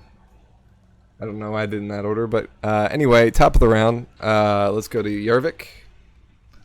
All right. So what I would like to do, and I need to make sure that I can do it. What I would like to do is I want to shoot the top one, the one that's coming up the ladder the closest. I can use Ensnarling Strike with arrows, correct? Or is that a physical distance strike? So what you do for Ensnaring Strike is you cast the spell, and then it affects your next attack. One thing I will say about the ones that are on the ladder is that there are 2 people also on the ladder at the moment, kind of directly above them and below you, and that would be Ulrich and Jordan. So just giving you that feedback there. So yeah, so can I move around the ladder to, like, if I move around the other side of the ladder, I should be able to get a clean shot past my allies to the top of the topmost. I would think that would be a clear shot. Is that a clear shot? So I guess to illustrate my point, I'll move us quickly to the other level. The hole that we're at, and I can take away this spider now that it's dead. The hole that we're at is a 5-foot hole, so it's kind of like threading a needle, right? Ulrich and Jordan are pretty close to the top, so the ones directly below you are going to be pretty hard to hit without having a chance of hitting your allies, but the ones farther out that are about to get onto the ladder, like, or around the ladder base, would be actually easier to hit because they wouldn't be directly below you, if that makes sense. Yeah, no, that makes sense. So what I will try to do is use Ensnarling Strike on an area and shoot the one at the bottom of the ladder. See if I can root him to the ladder.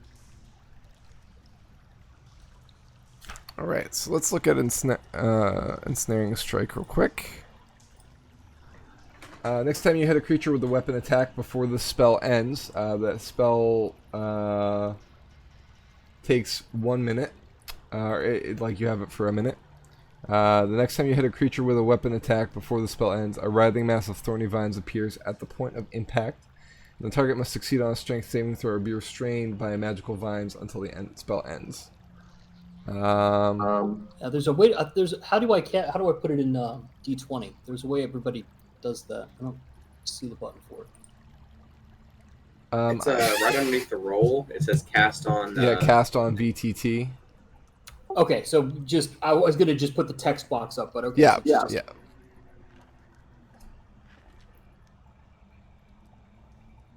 Oh, it doesn't give the whole summary, but all right. So that's a DC 12. Critical fail on that goblin, as it gets ensnared at the base of the ladder.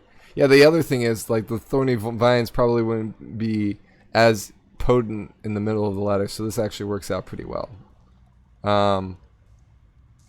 So he's restrained by the spell, and he takes 1d6 points of damage. Go ahead, and you did roll that, so 4 damage. And he'll need to make a strength check to be freed of that, which he'll do on his roll. I also have Horde Breaker. Is there another goblin within 5 feet of him? Can I double that up in a spell? I don't know. Is this something I can do? So you've attacked. So you let's see. So I guess the way this works, the spell works, is you have to make a successful attack on this goblin. So this might all not have happened if you fail your attack. So go ahead and shoot with your weapon to attack. Oh, yep, that's going to be a hit. Roll damage for that as well. That goblin dies as it's ensnared by the vines. So, like, you shot it with an arrow and then it gets entangled and the vines kind of devour him. If you were to imagine the stories that you've heard about the wall eating people, it's that, but in vine form, as the vines just kind of go throughout the goblin's body and kind of root themselves around the ladder base. Nice. Reaches out for a high five. Anybody? High five. Zippo will high five him. Five is a free action. So you said Horde Breaker. So on each of your turns, when you make a weapon attack, You may make another attack with the same weapon against a different creature that is within 5 feet of the original target. There is indeed one other creature that is within 5 feet of him. Okay, I will target that guy. Okay.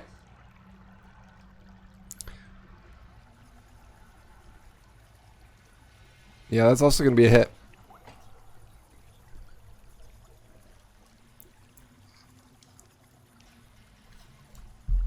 8 piercing damage. All right.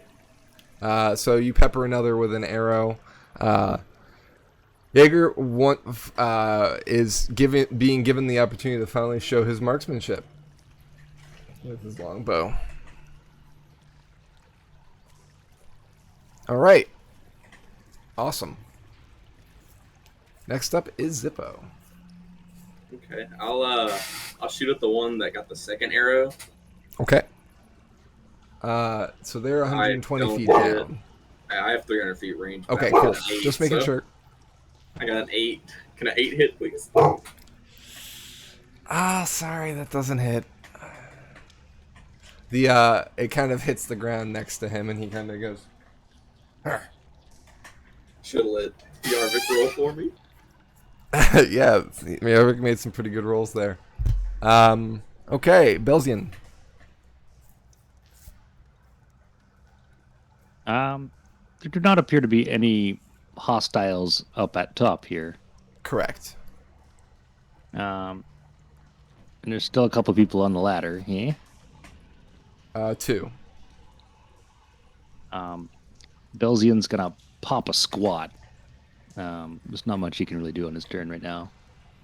Without I'm disappointed he's not trying to throw a dart, but I understand that's serious disadvantage. well, I don't know. Like, I don't want to hit one of my party members with a Yeah, dart. that too. Right. Plus, the darts only have a range of 20 feet. So Yeah, exactly. Yeah. Belzian, It's more like you're dropping a dart and hoping it falls on something. you could kind of scout out our return to the lift, since you're. no, yeah. So we got this hallway full I will- of. I will also scraps. give you this because you asked last round about this. You could assist another party member, have a ready action to assist another party member climbing up the ladder when they are within reach, thus eliminating 5 feet from their climb. Meaning that you could help Ulrich or Jordan only have to use a dash, and then they'd have full action at the top. That is a good point for everyone to note. Can I scout the hallway for the traps that we know are there and leave maybe like notes on the ground where they are? Don't step in here. Unless you're a goblin. The path is pretty well marked by the dust that's been kicked up by the party that Yarvik kind of saw earlier. Okay. I will take your advice and ready an assist action if someone gets within, well, I guess 5 feet. Hand-to-hand assist combat. That brings us to Roger. If I still have goblins in line of sight, I'm gonna take a pot shot at one. Okay. Are there? The one that's injured or some of the fresh ones that are coming out of the cavern?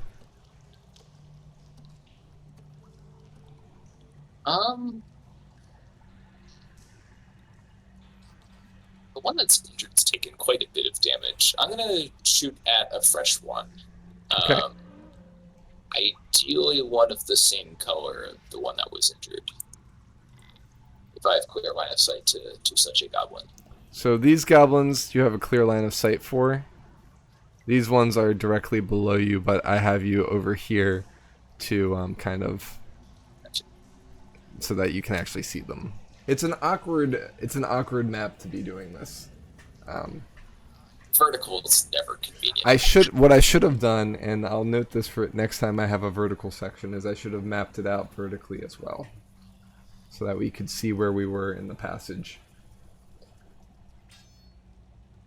I anticipated that most of the fights would have been on webbing, on one level or another, so it would have been horizontal, but obviously that did not happen. So Write it down. So I rolled a 23 to hit, which I assume hits. That's a hit. And, Which one of the 5, if you could ping them? Oh, one of the undamaged ones. That's Yeah, so go ahead and ping. The ones climbing are green, right? The ones climbing are these 3 right here. And they're the ones you can't hit. Yeah. This one's the one that's mostly injured. And then these guys are the fresh ones. They're all carrying melee weapons. We'll shoot this guy over here. Okay. And I get 9 piercing damage. Alrighty.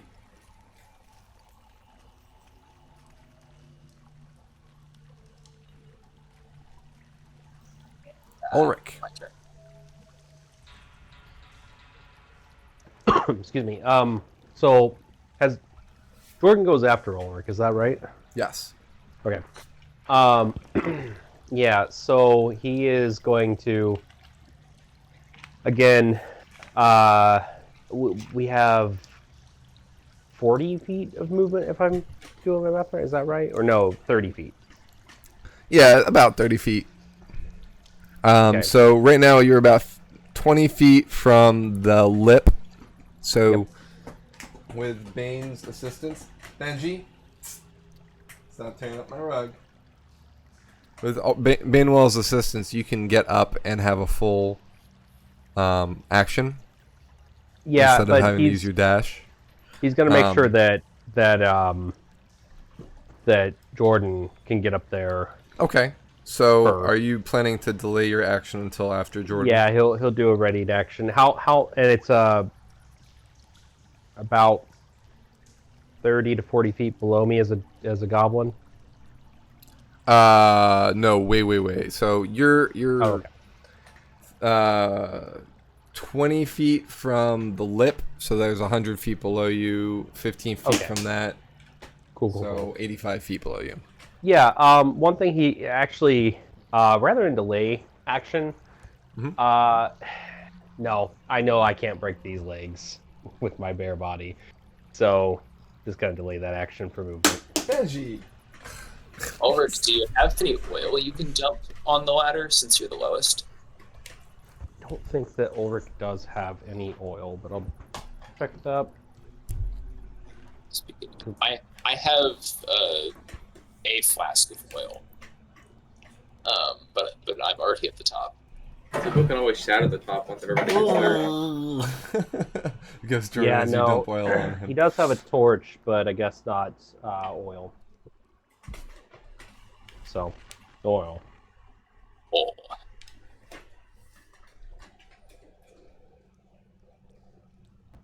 Anyway, delayed action. Jordan needs to move. That's. Jordan goes up, gets helped by Bane. Ulrich goes up, and we are all up the ladder. And Belzian grab one with each hand. No, unfortunately not. But what I will say is, I think this is a good time as you're all like kind of catching your breath for a second as you've all clambered up this 120-foot climb in quick succession while also fighting spiders. I think it's time for a little bit of a break. So we'll be back in about 10 minutes. Sound good? that's good. All right. Alrighty. We'll be right back, guys. Welcome back to the stream, everyone. So we are now at the top of the ladder. So let me move the map again. Back to the first level of the mines. I'll even give you the dead spider with the X over it.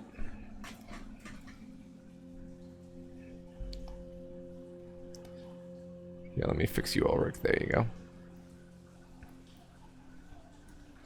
Alright, so you're at the top of the ladder. The goblins, while you've been attacking them, there are more goblins that are spilling into the cavern, and some are climbing the ladder, some are shouting out to get them, and they're making their way up. Okay. Zippo's gonna ask, how far do we need to be for everybody to feel safe for me to shatter this and hopefully destroy the top at least? Outside your range. Fair enough. Fair enough. I got 60 feet, so I can do it if we want to risk it and try to get back to the barriers first. How long? Well, let's go get that biscuit. How long would it take to apply oil to the top of the ladder, like there was when we came down originally? I mean, you could try it, but if the intention is to try and shatter the area around the ladder, it might prove to be moot, right? I guess let me try and understand the plan. So, we want Zippo to shatter. What is he shattering exactly? Like, what's the intended My idea is target? because it's a 10-foot sphere, so I figured it'd be like this, like from like where Belzine is all around to Ulrich. So like centered right on where the ladder is, and then it would go out 10 feet in each direction. So you're trying to shatter not only the ladder, but the area around the ladder, and hopefully maybe the anchor. Is that what I'm hearing? Yeah, something to try to destroy that, so it makes it either impossible or a lot harder for him to get up. I think the idea is to collapse the roof so that even if they get to the top of the ladder, they can't necessarily get into the passage easily. And then you were talking about like putting the oil down. Is that kind of like a just in case that fails? Yeah, that was my thought. But if the choice, so if the what choice type is of between oil being do you have? I guess is the before. It's lantern oil. Okay. Looking at the oil that you have, it's not the same consistency as the oil that was on the ladder before. Gotcha. Okay. In that case, I'm on board with Zippo's plan. I'll just get the hell out of the way. Okay. Does anybody have anything to add to this plan? Or any suggestions, anything anybody wants to do? What are the others doing aside from getting the hell out of the way? As long as everybody is out of the way, at least to the barriers. If we have time to sweep up our tracks as we go, I'd like to do that. If it's like obvious that we probably don't have time for that, then Roger's not going to bother. As people are moving, you can probably do a survival check to do it. What would you be sweeping the area with? I don't know, like a piece of cloth or something, just to kind of muddy what things are tracks and what things are the traps that we avoided. Right. All right. I guess give me a survival check for that.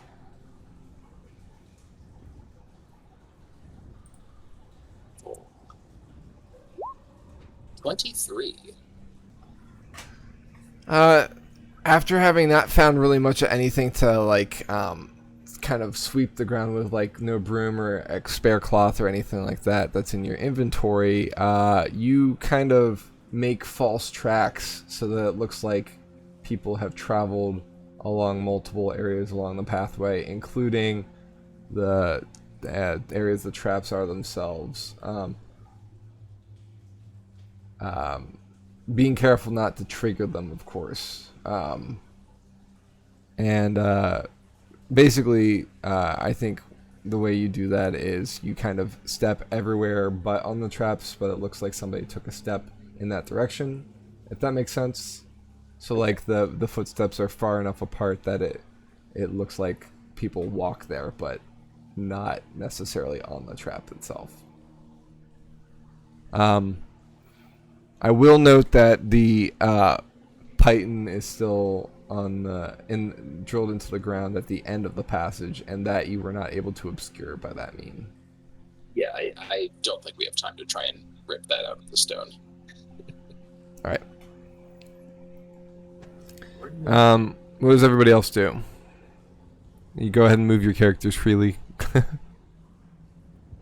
Zippo, once he makes it to the wall, he'll climb up to the top and sit on the top of the first barricade until everybody gets past him.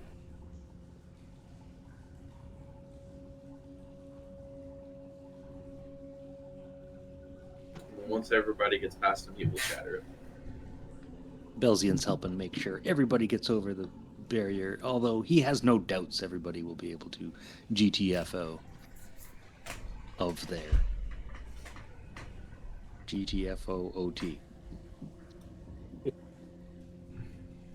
All right. And it's 11 shatter damage there in that from there in a 10-foot radius. 10-foot sphere, sorry. So 10 foot above and 10 foot below. Okay.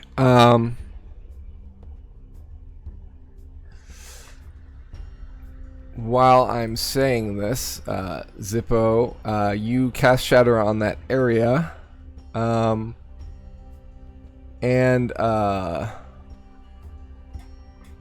the area itself cracks and is weakened,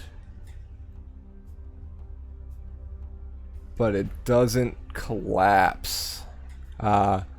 You see some severe fissures in the ground there, including where the ladder is. The wall and ceiling seem to be pretty unimpacted, but the ground, being that there's a hollow area beneath it, and already kind of a mined out area, is cracked in several places. It looks like you just didn't do enough damage to make that whole anchor collapse at this point. Got another one of those, Zippo? I am out of pack slots, but I do have Eldritch Blast, which is force damage. I can try to roll an attack to see if I can hit where the ladder is and destroy that at least.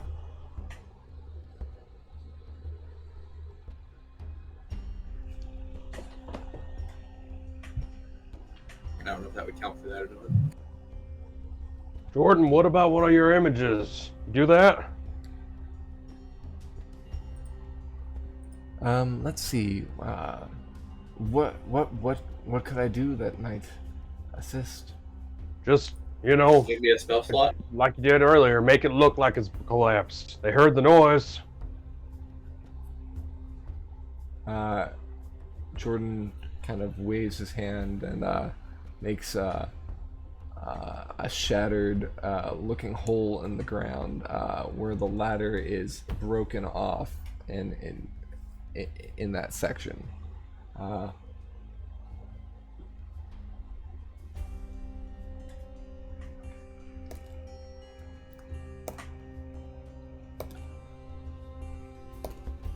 All right, well, I say we get the tail it out of here.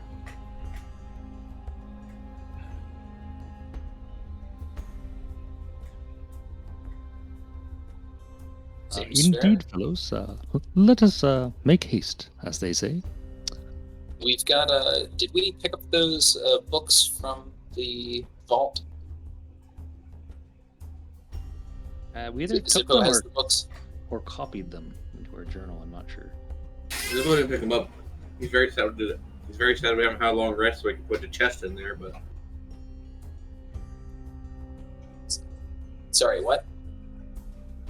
Zippo didn't pick up any of the books. The only thing he was focused on is that chest, which he can't pick up yet because he doesn't have the ability to put in his ring. And maybe Belzian or Roger probably needs to go in and rush up in that direction and grab the books out of there. Grab them I shall. So before we leave, Zippo, are you doing any more damage to it, or just keeping it the illusion as of this point? It's probably better to keep with the illusion because I can't guarantee an Eldritch Blast destroying that. Okay. I'm sorry. The both times I used Shatter, I got the exact same amount of damage. Yeah, it's pretty funny. It's 3d8, Yeah. so you're just below average damage. Yeah. There you go.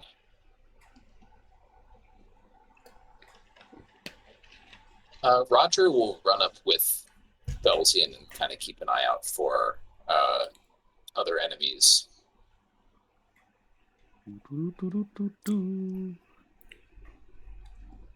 the way to the vault. So we're all making it to the vault. I think Roger Yes. and Duncan are fast enough that we can probably get there. Maybe not there and back to the elevator, but at least get there before the rest of the party. Okay. Just like because time is sort of a constraint here. Sorry, Yarvik, I grabbed you by accident. So everybody else is going to the elevator.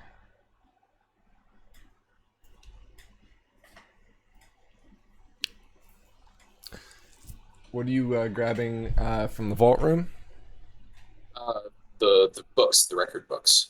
Okay. I don't think we've got any hope of taking the safe out in a timely manner, but the books we can definitely take. So close the door. as you get to the elevator, you find that the cage is drawn and the elevator is not on this level.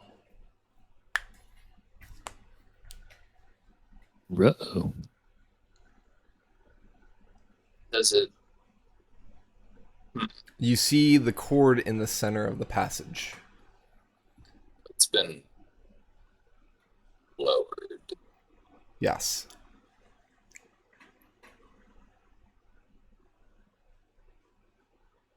We've been set up. All right, folks. Hope you like climbing rope. Yo, pass me that blast, by the way. Yeah, well, I'm also just gonna say we could hole up in the room for a little while. Yeah. At least enough time to give me my spell slots back. Are we able to discern if the elevator has gone up or down? The elevator has gone down based off the fact that the cord is in the middle instead of not present. Okay, I wasn't sure if it was one Yeah. of those, like a closed hanger kind of thing. I got you. I don't know if it's a good idea, but is there a way to summon the elevator? No, the levers were on the elevator car itself, if I'm remembering correctly. Yeah. Correct. So if the goblins are using the elevator, we could just cut the line and then leave the elevator down there. And then the rest of us climb up and Or cut we it could- again at the top. So if we get on the rope and they take the elevator up, we just go on the rope that they're going to use that is attached to the top of the elevator. As the elevator goes up, we will go up. What happens if we get to the top and the elevator keeps coming up? Jump. Hmm. Okay, so it's not a perfect plan. I don't think there's such thing as a perfect plan right now. My goal is to get evidence of potential wrongdoing on our contractor's part, and then for us to get out alive. Yeah, I think at this point, if we sabotage the elevator so that it can't come back up, that'll probably give us a little bit more time to gather some evidence.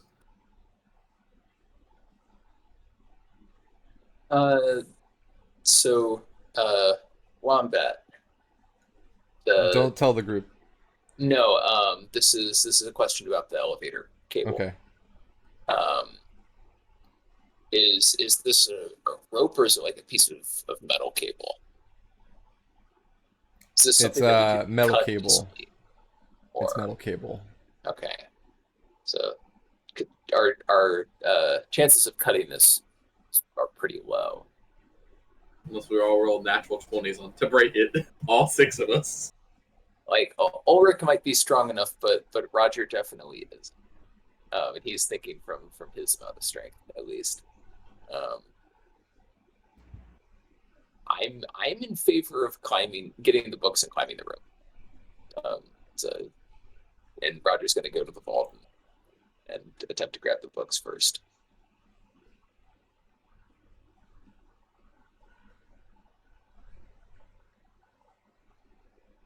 Didn't you already take the books? So I actually, I was trying to remember because I thought we did. I don't know why we would have left them behind. Yeah, I believe you took all 3 books last time. Oh, Yeah, the only thing okay. left in there that I remember we really wanted was the chest. The chest, yeah, the 3 Which left. Zippo still is chest. very sad he has to leave because he really wants it.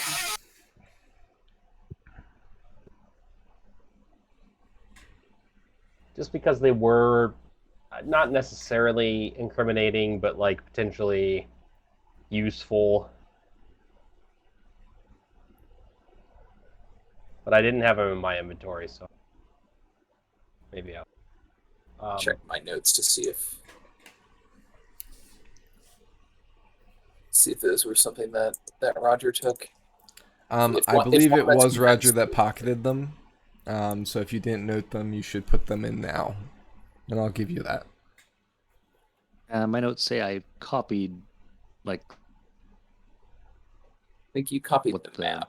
the powder and the barrels do, and the map, but I didn't Yeah, take he it. copied the Yeah, recipe. Zippo has the book on that one, the one that what the powders do. I remember that. So maybe Zippo has them all. We'll check my notes. Roger made the copy of the maps. Oh, fellows, I will mention that a while back, by the ladder, I overheard some goblins say that we have made an illusion and to keep climbing. So maybe they're still coming for us here. All right. Let's Yep. go up the I cable. got shape water ready. We're just gonna climb up the elevator shaft? Don't look down, I guess. Have we any other choice? It's either that or hole up in the vault. They will hear us closing the door. One Yeah, would but they imagine. can't get in. We'll probably try to explode the door, if they could. Well, yeah, Well, but if they can't get in, we can't get out. We're just stuck. Yeah, I ain't advocating. I'm just saying that's really our 2 options. I could throw a 3rd one in there, we die. he says as he grabs the cable to start climbing. All right, so as you grab the cable to start climbing, this cable is well oiled, and this isn't like a purposeful oil. This is it's greased so that it can go up and down the gears. You immediately begin to start sliding down the cable. Make a reflex check if you would like to not do that. If you want to continue sliding down, that's fine too.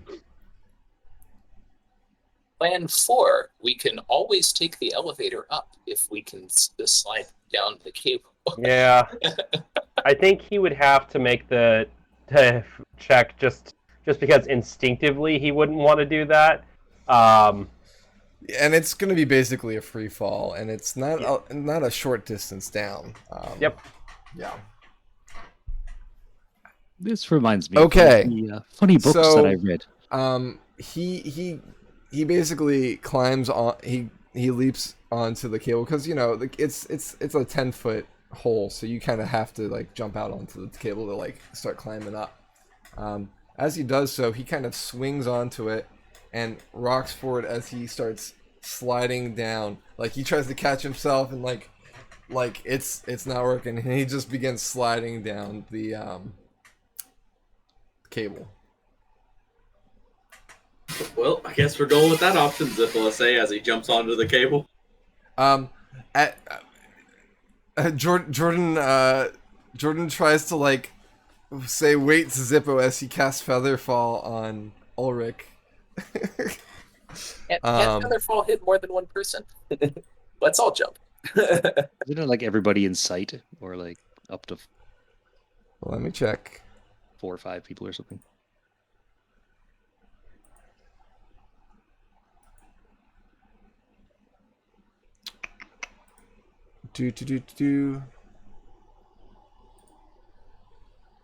So choose up to 5 falling creatures. So you have to be falling. So he cast it on Zippo and Ulrich since Zippo jumped out as that happened. I'd say if Roger was faster than Jordan here, he'd tackle Jordan into the elevator shaft. Yeah, it's to get him to cast it on the four of us. But so, Jordan, do you have another one of those? I don't. It's an inconvenient time to run out of spells. Go long rested. I could cast it at second level. But that would give up my healing spells. I think we've got a better chance of all floating down to the elevator below. And then we do trying to heal after fighting goblins. Okay. Perhaps the descent down the shaft would be so long we could rest on the way. That is a joke. So I guess we'll coordinate everyone to jump at the same time. So Jordan can help us fall down to the elevator. Okay, so on the count of three, do we say 1, 2, 3, then go, or do we go on 3? I never really understood.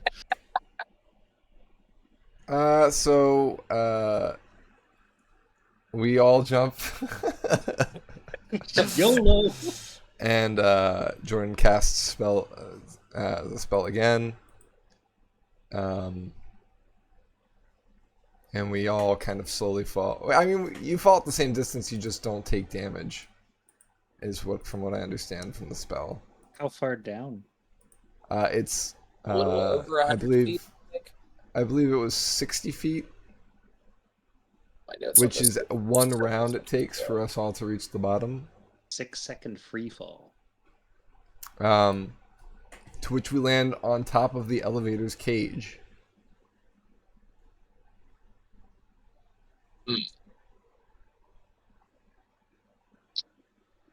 So we can pry this open, right? It's not like really, really thick, heavy metal, I'm assuming.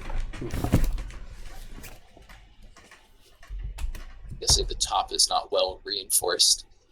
It's not super heavy metal. It's like your parents' metal. It's like AC/DC or something. So the elevator cable is hooked onto metal beams that kind of make a brace, and then the shell of it is metal beams, and then it's a mesh cage that's pretty tightly woven to like finger holes, so that when rocks fall on it, they don't go through and hit people inside.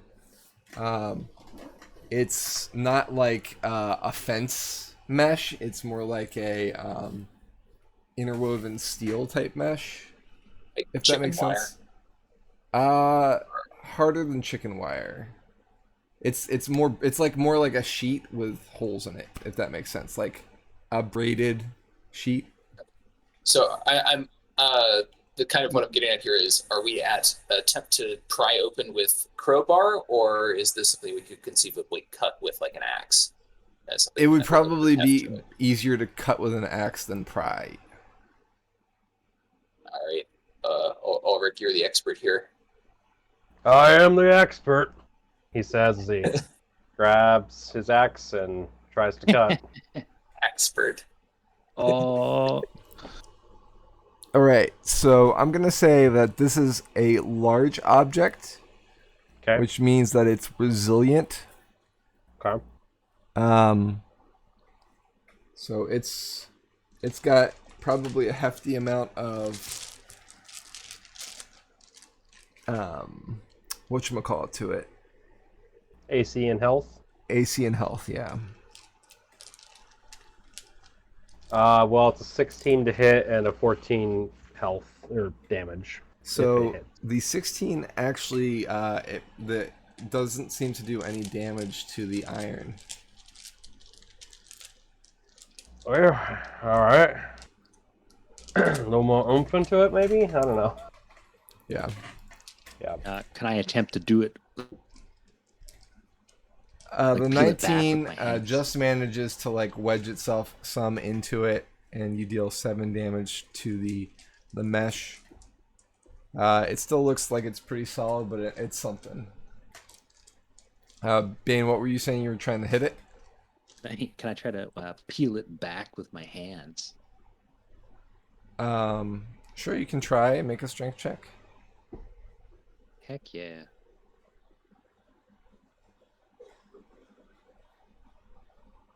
Uh, 19. Okay. I guess roll damage. This is kind of like an unarmed strike, but you're peeling instead. Okay.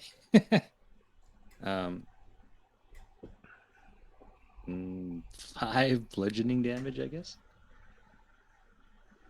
Yeah, five bludgeoning as you're yanking at this to peel it back more and more.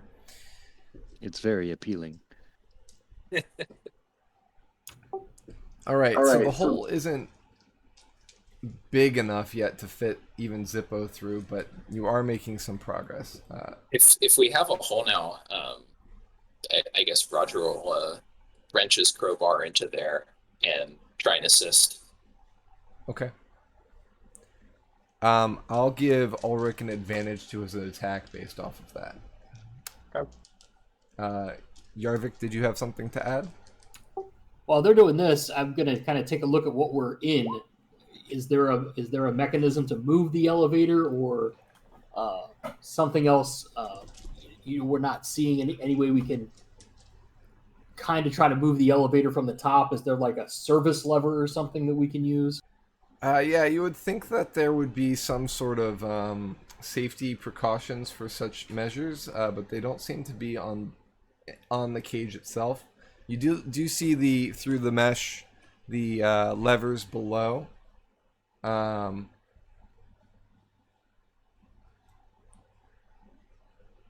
You can actually audibly hear that as they're whacking into the elevator itself, that the elevator is still swinging freely. It is not locked in place. So the elevator kind of shudders every time that Ulrich makes an attack. Neither attack makes it, Ulrich. Right, yeah. And you guys are in a 10 by 10 foot kind of hole in the earth. And being that you're all kind of cramped in here, it's kind of a little hard to maneuver, which is probably why Ulrich is having such trouble swinging this axe against this mesh cage, right? Because he's got to be careful not to hit his compatriots as he's swinging into this mesh. People are having to like press against the walls and things like that. Hey, just to clarify, we went 60 feet down, is that right? Correct.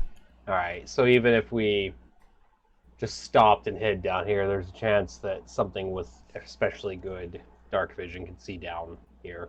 Regular dark vision 60 foot, so Yeah. You would be just on the edge of it. Debatably, the vision's at the top of the square, and they'd be able to maybe see the tops of your head. So if you were like sitting on the ground resting, for instance, they probably wouldn't see you unless they like ducked down into the, you know what I mean? Right. Yeah. Still, Still, it's an interesting thing to imagine. And then we're trapped. I mean, Ulrich, if he's permitted to keep swinging, he'll keep swinging. Yeah. By all means. I would assume by now, though, this has made enough noise for them for them 20. to realize something's happening. And 16 damage.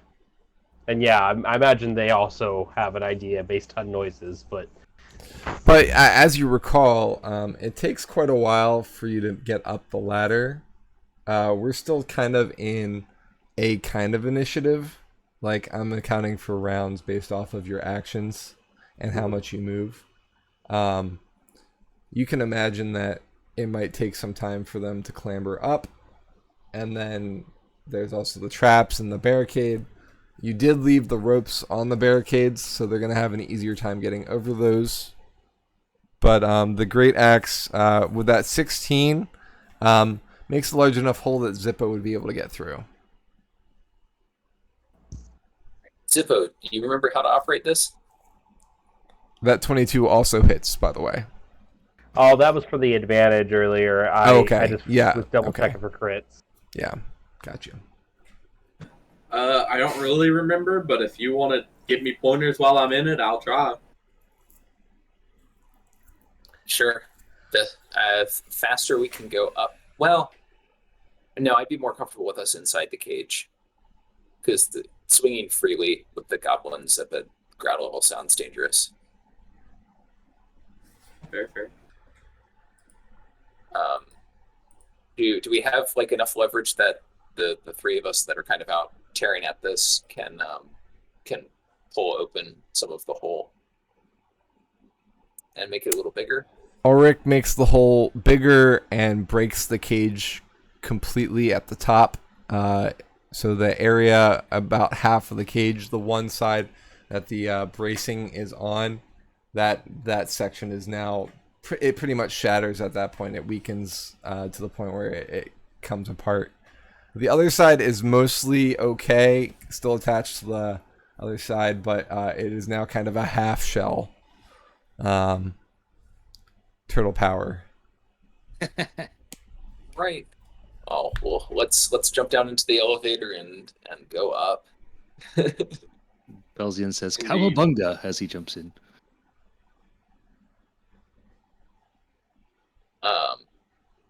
So Okay. once everybody's down into the cage, Roger will ensure that the clutch is disengaged, and Yeah, the clutch is definitely disengaged, as when you leap to the ground, the elevator literally shudders and like rattles against the sides of the cavern. You don't see anything down on this floor, any figures or anything of the sort. Just the darkness to the east and the. And I guess I should have probably brought up the map, but we're probably about to go up anyway. But yeah, no figures to the east or west.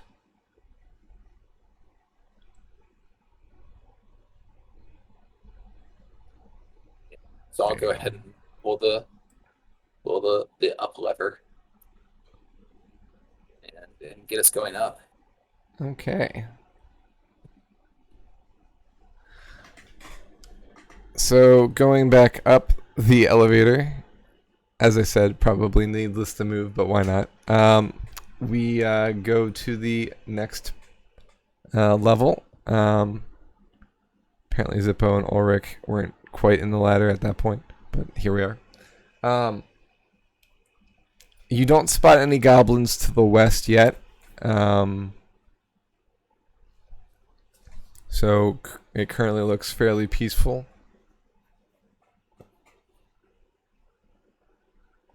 Well, I guess as peaceful as a abandoned mine shaft can be. Right? I guess we're just gonna keep going up. Up and away.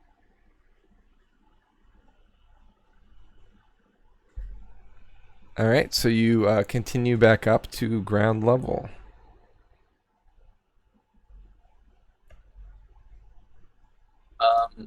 Once we reach the top and we're level, Roger will lock the elevator in place, Okay. and let's get the hell out of here.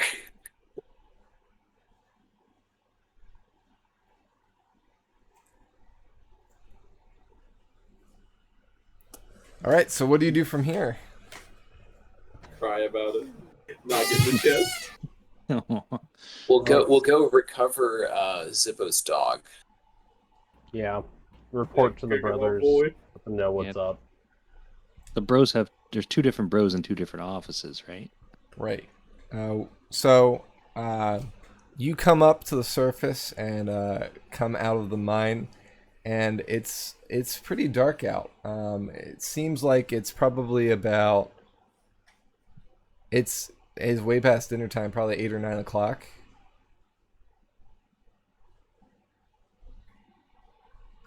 The mining area is mostly dark, with a few kind of people with torches watching the area, like at the warehouse and the offices. You have 2 people keeping watch, but otherwise it seems pretty dark and silent for the night.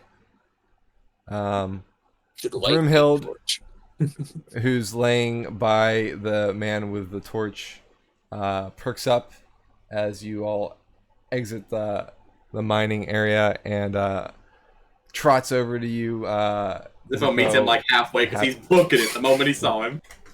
And he kind of like knocks you over and starts licking your face, which is an odd feeling for kobold, since that's not really anything close to what your culture does, but for some reason it feels right to you. None the same. Very excited.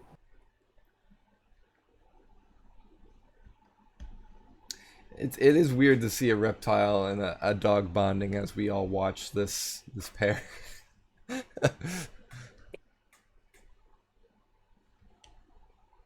What would you like to do from here? I would like to return to the inn and go to sleep. I concur. That and smoke. Just leave them. They'll be fine down there, right? Ulrich is. So you said there was a guard with Brunhild, right? Yeah. It seems to be one of the mine workers. But just keeping watch over the area. So not like a town guardsman. Right. Yeah, but he'd go talk to that guy. He's wearing a very familiar uniform, by the way. Oh. He's wearing the same uniform as the guy that was in the hole. Oh yeah, no, that makes sense. Mm-hmm. This is the other foreman. Yeah, Not a foreman's outfit, just a normal uniform. He'd approach the guy. Did you say he was asleep? Mm-mm. Oh, okay. He kind of is keeping. He like kind of gestures with his torch at you guys, like he's raising a cup, like hail. Hey, where? How'd it go? Did you solve the Not problem? great. Nope. Not. So like the other group, I see you have everybody still. Well, that's good news. Yeah, well, where am I gonna find Douglas Mithril? They've gone back home for the night. They're in town. Is it emergency? Well, Depends on what you mean by emergency. yeah, Definitely they're should alert the looking town to. guard at the very least.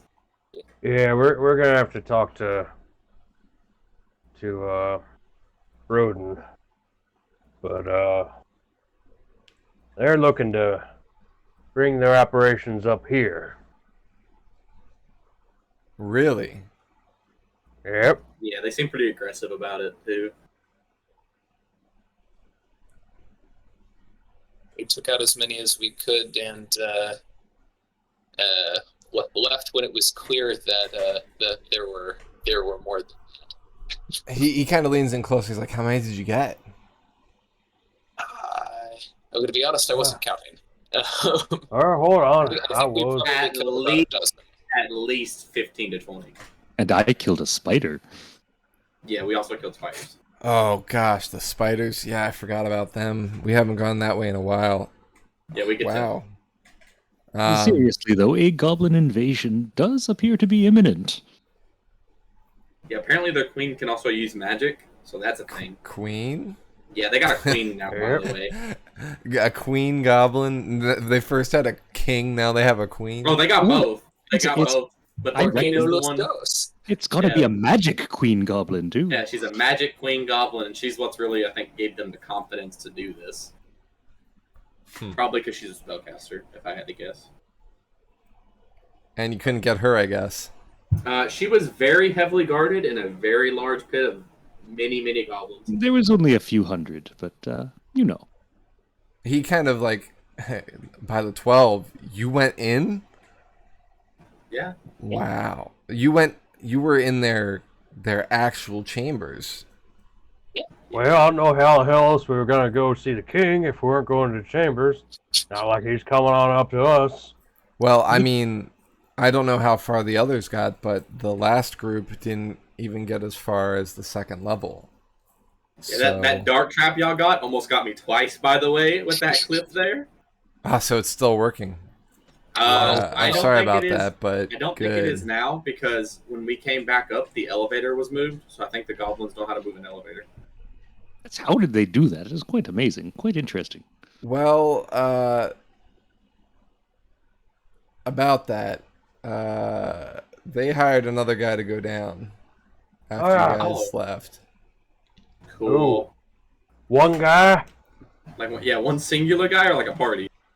One guy. I don't know why they hired one guy. I guess they thought the more the merrier, but this guy seemed pretty sure of himself. Ah, well, rest in pieces, I guess. He had red hair. He was dressed in dark clothing, and he seemed pretty sure of himself. Does that mean anything to any of us?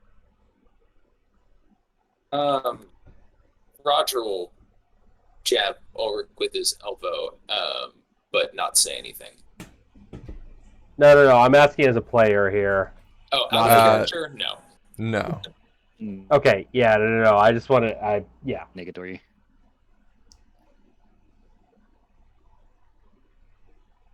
Well, I guess one thing we can do now is alert them, get a good rest, and get a decent amount of people to go back in. And stop the incoming invasion. Just felt we'd pass this along to you as guards who may want to be on higher alert if such a state exists. If you don't like goblins, you may want to spend some time with your family. Perhaps move. Well, I mean, how are they going to even get up if the elevator's up? So you guys brought it up. We brought it up. That path and is lost it sealed. place. So as long as they don't figure out a way to get the elevator back down, which there isn't a trigger down there, the mine is sealed for now.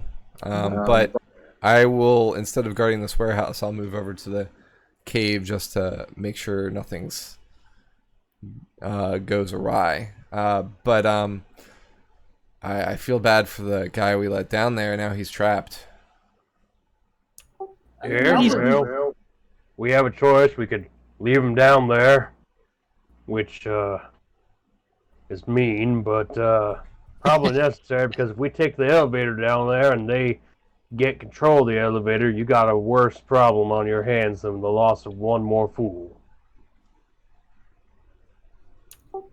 I don't think this elevator is the only way up either. There's no way all of these goblins got down there using the elevator. There must be another way out in the surrounding area that these goblins are perhaps using or perhaps can use and just haven't revealed yet. That is a good point, Jaeger Yarvik. That or they had a baby boom.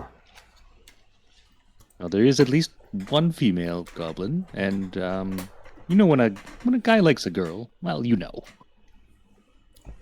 This raises some very difficult questions for Smurfette. Puts a whole I'm new. positive we saw a few ladies down there. What was with the different colored goblins? Were they color-coded for our convenience, or was that something else? That is a good question. Minor bro, do you know the answer to that? Did you say minor, bro? Yeah, I did. I don't know much about goblins. They all kind of look the same to me. Wow, okay. Whoa, okay. What? But you can say the same thing about kobolds, too.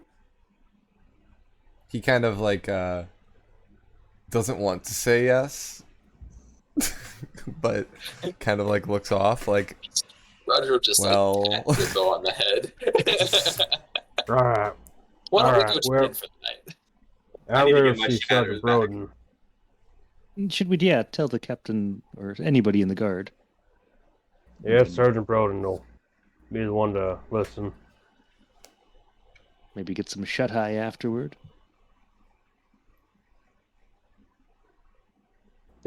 Sounds like Alright. a plan. So you guys take your leave of the Mithril Brothers mining facility. Broomhild in tow. Belzian, do you hang on to those items that you borrowed? Oh, good call. I would return the pickaxe and the shovel to where I found them. I'm such a nice TM. Well, we didn't go talk to the dude in the office, so I forgot. Yeah, you're Is my good. note still there? The note is missing. Hmm. Belzian returns the pickaxe and the shovel with a self-satisfied smile. You should leave Okay. another note acknowledging that you've returned them. He writes a note that simply says, "Cheers," and has like a smiley face on the exclamation points. I like it. Okay, so after that, we all leave the facility. So, is the plan to go to Broden or the tavern?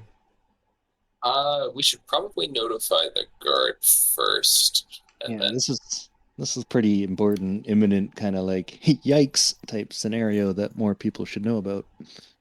Yep. Okay. So I'd say Broden.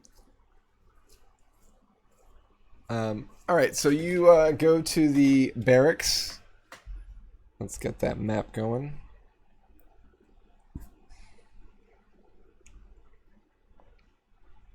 It's a good looking map. All right, so you head down to E from the southeastern road.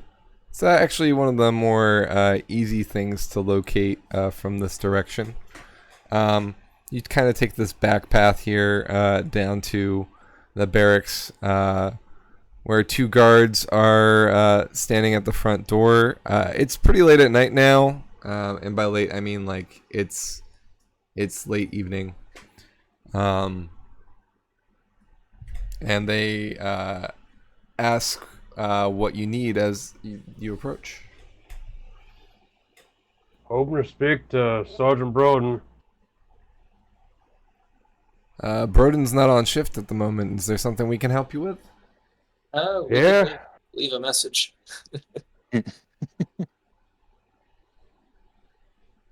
Short of it is, you got a goblin uprising down in the mines.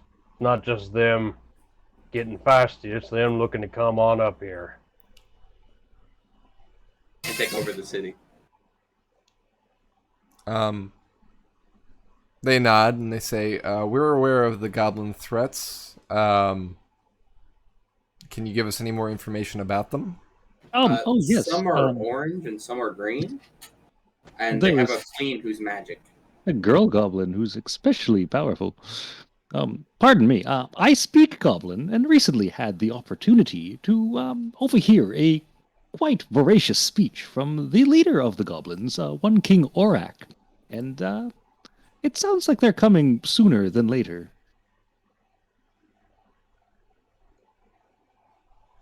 Did they mention any plans? And they both kind of exchange a tired look. Not a tired look as in they're tired of you, tired look as in more fighting type of look. It sounds like they have plans, it sounds like they have spellcasters, and it sounds like they have some kind of queen organizing the lot. More so than usual. We all know goblins can be a little silly sometimes, but this one seems to be keeping them in line. Okay. The town is pretty fortified at this moment because of the Naga attacks. I really hope that whatever threat the goblins pose, it's either not in coordination with the Naga or not as potent as you would describe, because I don't know how much more these defenses can take before we become overrun. Is there anything that you know of that can stop them, or would you be able to stop them before they come up? Do you know what their plan of entry is? We'll try and get a hold of Broden and let him know about the situation. Will they be attacking before morning, or can this wait till morning? I doubt they'll attack before morning, but I can't guarantee they won't. From what I know, The only entrance that we know of, the only exit from the mines that we know of, is the the main entrance that the Mithril Brothers dug. If there are other entrances, we don't know of them. We last left after taking out some number of goblins, and hearing overhearing this information from their leader, and by being chased up and out of the mines by the goblins. The elevator is at the top, and is to the miner's knowledge, there isn't another way out either. So you may have some lead time. We just wanted to make sure you were aware. The brothers did also hire another person, just one single person, to go down and handle the situation, we believe. He may be able to delay them or he may not. But there is still someone else down there. Not affiliated.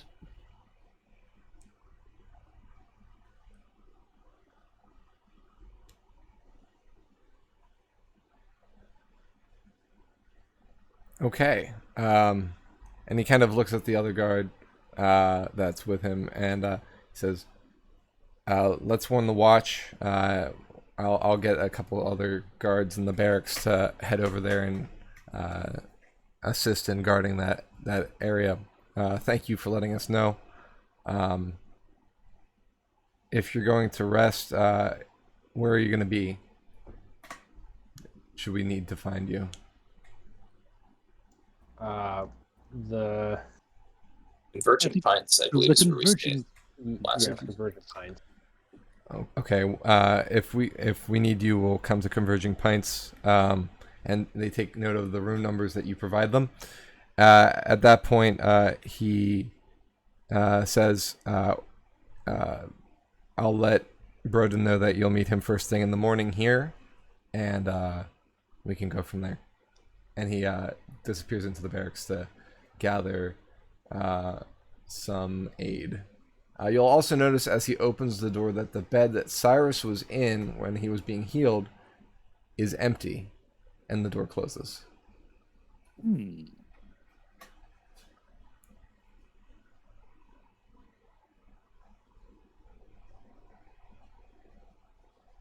Okay. Yeah, I mean, I'm interested in figuring out what's up with Cyrus, but I don't think that we need to do that.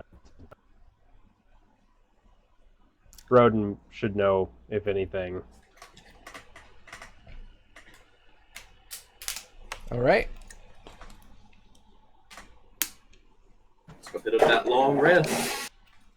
Let's head back to the tavern. Yep. On the way there, Roger will mention to the group that that one goblin that knew my name was surprisingly resilient, and didn't cry out. He gave us enough lead time to run away. What do you mean by resilient? I stabbed him in the back and in the front, and he didn't die. Shish kebab, huh? Maybe you just didn't hit him hard enough. You want to come over here and test that, Zippo? If I had my spell slots, we could. Perhaps that's the result of this person that was sent down. That's the only way that I would know that someone might know my name. Not exactly a renowned figure. Did you didn't recognize? I didn't recognize the red-haired, dark-clothed description. Did you? No, that's not familiar to me. All right. I mean, yeah, it could be that person, but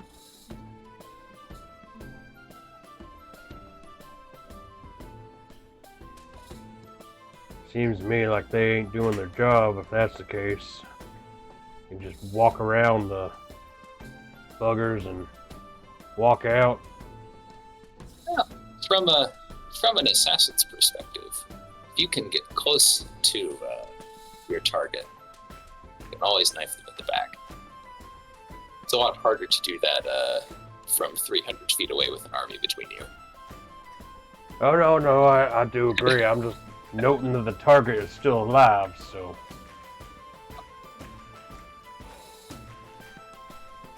Who would go down to face goblins by themselves? That seems like a folly. Very, very confident person. Someone very sneaky. You're very sneaky. Someone who would have to be sneakier than me. Or he knows something about the situation he does that we don't. Maybe he's in cahoots with them. Maybe he knows the Goblin King. Maybe he knows the Magic Lady. Maybe they're related.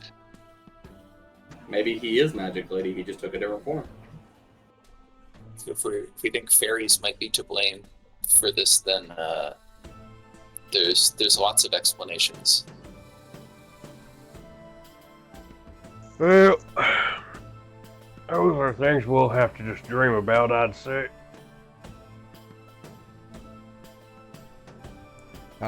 Speaking of which, you have arrived at the tavern and kind of headed up toward the upstairs. I guess at this point, you guys going to bed? Yeah. It's sleepy It's time. plan. Yeah, it's sleepy time. Is anybody going to be taking watch tonight, or are you guys feeling safe in this tavern? If And we trust have me, I'm time- going to be asking this every time. This isn't just the only time I'm asking. If we have time, Roger will take a watch and then transfer 4 hours afterwards. Okay. The elevator's at the top, right? We should be fine. Zippo's going to, whenever Brunhild lays down and curls up, Zippo's going to curl up like right halfway on Brunhild to sleep. Ah, so Jordan gets the bed tonight. Excellent. Alright. So we all go to bed and sleep for 8 hours. We get a long rest, a very much needed one. So go ahead and reset those spells for those of you who have them. Is anybody healing? I guess you would all, with long rest, you get full health back? Yep, Or is you Yeah. just get everything back. Don't forget to add back your level in terms of hit dice. I also got my genie's ring back so I can go down and get the chest. It should do that automatically on Beyond. Yeah, if you hit take long rest up at the top. So, for those of you who aren't used to Beyond, for example, Yarvik and maybe Bane, maybe Amethyst, if you look at the top of your character sheet, you'll see short rest, long rest in the middle top. If you hit long rest, something will pop up. It says take long rest, and you'll want to reset your maximum HP and confirm, and it'll reset everything, including your spells cast and things like that. Cool. Yep, I got it.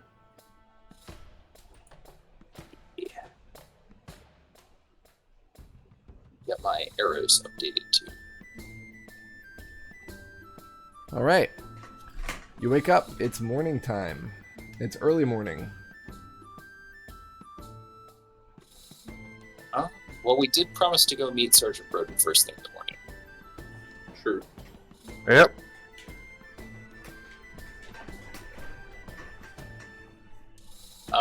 If there's like bread or something available, not necessarily like a full hot breakfast, but something to grab to eat, Roger will take a piece. Okay. Doesn't this inn come with a continental breakfast? Depends Being on how that I early- wasn't expecting you to be at a tavern this morning, I don't have a breakfast prepared for this morning in terms of my notes like I would normally, but they have a fresh porridge mixed with a sage.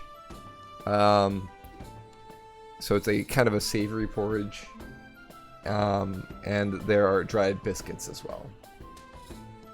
Nice. Hell yeah. I'm not skipping out on biscuits and gravy. So.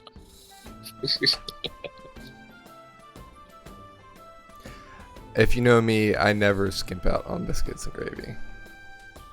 Never. Cream chip beef is the way to go. Oh, there's so many good kinds of gravy. I know. All All right. Yeah. Anyway, we can I've talk only had about one breakfast type of all gravy, and it's just homemade gravy. Now I want breakfast. All right. To the barracks. Indeed. All right, so you get to the barracks. In the morning light, you see that there are recruits or guardsmen training at the archery and melee fields in front of the barracks to the west of you. There are 2 guards at the barracks doors again. They greet you curtly as you arrive. Once you let them know that you're here to see Sergeant Broden, they allow you to enter. You still see that Cyrus's bed is empty. Broden is... they show you through an area to a map of the town that is slightly more marked up than the map that you see here. It has markings of where guardsmen are posted, including the new ones that are at the mines to the east. There's 2 additional guards now there, so they've doubled the guard. And Broden greets you as you enter. You're back. How did it go? Some of the guards let me know what you found, but I wanted to hear it from you. We're in default on our contract, which is always fun. But we're not dead, which is nice. What do you mean? Well, all 6 of us are still alive and breathing now. Well, I mean the default part. We're unable to complete it. Right? The Mithril brothers wanted either Orrak's signature on a peace treaty or his head, and we have neither.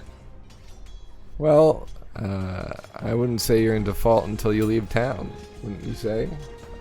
That's fair. I mean, they might disagree with me on that, but I wouldn't say you've abandoned the mine. You're still here. You let us know about things. It's true, we still can get those things, possibly. Have faith. He nods. It'd just be a lot harder with hundreds of goblins and a magic lady. The scale of the task of the undertaking, as we understand it, has changed, though. Greatly improved.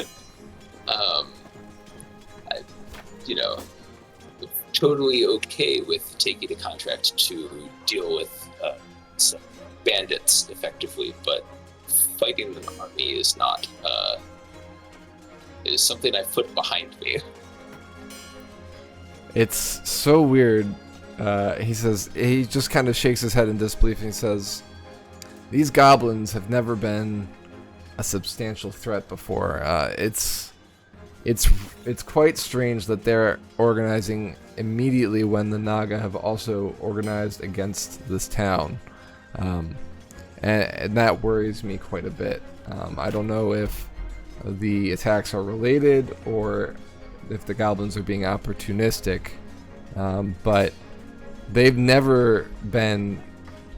Orrak's never been able to rile the goblins to do more than what they want. The goblins have always been happy to be in their homelands, and I've never heard of a goblin wanting to take the surface, ever. Goblins don't like the light of day.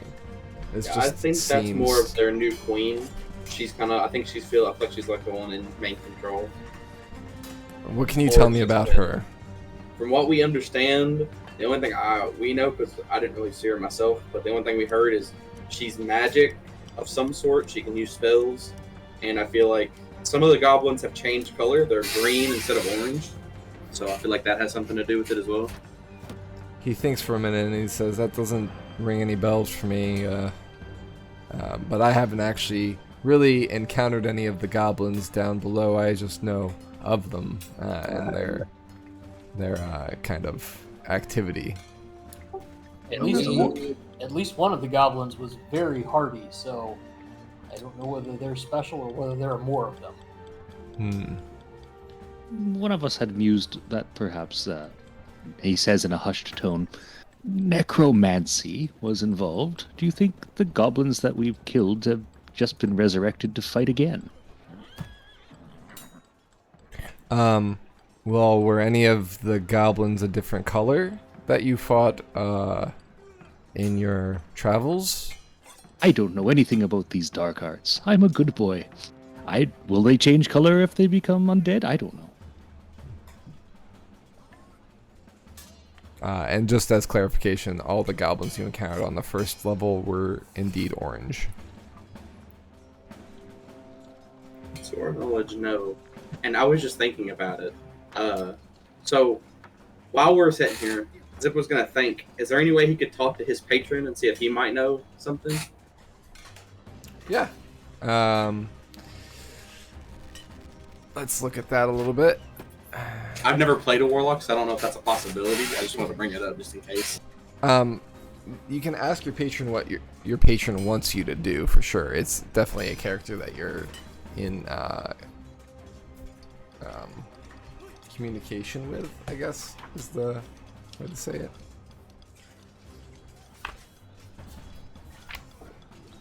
So while I'm looking at that, does anybody else have anything that they'd like to say to Broden?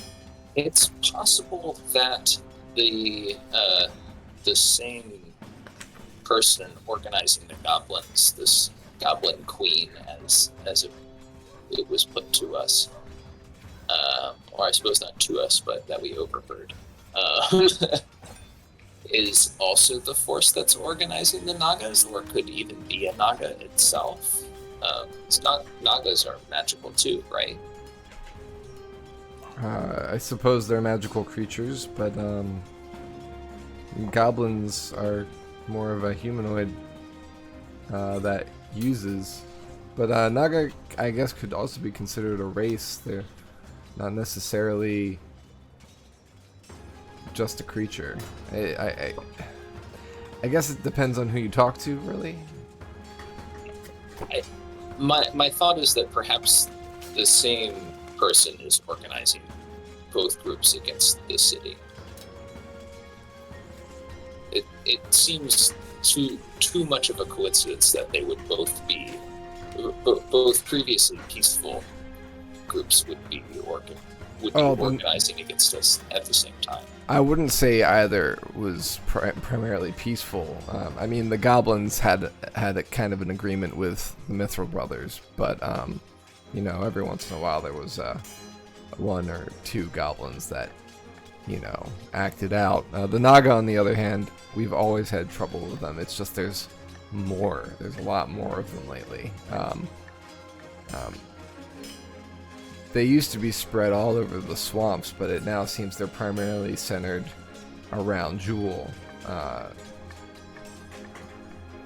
And we don't know why. Do you know of efforts to drive them away from the surrounding countryside? That's a good point. We haven't really talked to other towns in the area. We're, the only town really close to the swamps, but there is Licht to the east, on the other side of the swamps. Maybe when the captain gets back, that might be something we investigate more. That's a good point. And he turns to Belzian and he says, you can understand the goblins. You said that you heard the king speak? I heard the king speak a lot, and I would say I can understand the goblin language, but I can't understand the goblins or where they're coming from. They seem very angry. Did you have any questions about King Orrak's speech? Well, I guess, based off of their motivations, do you think that they all wanted this, or the queen wanted this? The king definitely wanted it. They were having a celebration as they were continuing their campaign against the humans, and were considered ready to expand the Goblin Kingdom against the weak humans. They have quoted new goblin allies and a new queen and spellcasters. And surprisingly, they seemed a little bit pious and mentioned Caillou, the god of silence and secrets. Yes, yes. I've not known many goblins to be very religious, or at least not for anyone in the 12. Yeah, most goblins worship the darkness itself, or the Underdark. They consider the humans of Jewel as weak and the intruders on the swamp. They said that the swamps are not the humans' homes. Now that is odd. You've been here for a while. How long has Jewel been here? Well, as long as my family has been alive, plenty of generations, I would say at least 800 more, probably at least 1,000 years.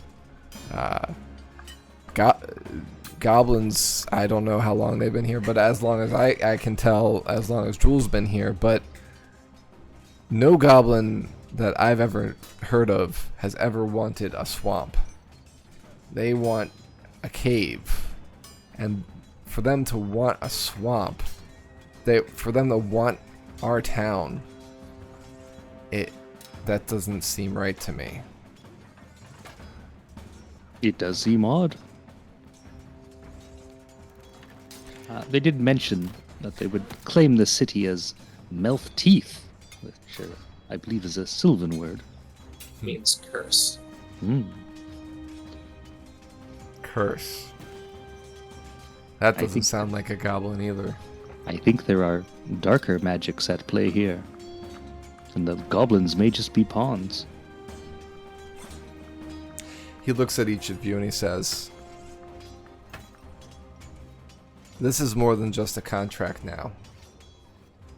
If the goblins mean to come to the surface and boil up into our town, wherever they come from, it means that all our lives are at stake.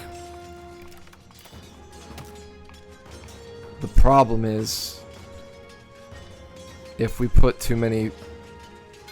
show a sign of strength of the guard by sending half our guard or more, or even a few of our guard down, and the Naga attack in the numbers that they have been, well, we won't ever be able to show strength again." And he looks at each of you and he says, "I need you to show the goblins that we have strength. This queen has convinced them that they are powerful enough to combat us. I have a feeling that if this queen were to go away, they might not think that anymore." He looks at Ulrich and he looks at Roger and he says, "We need a show of force."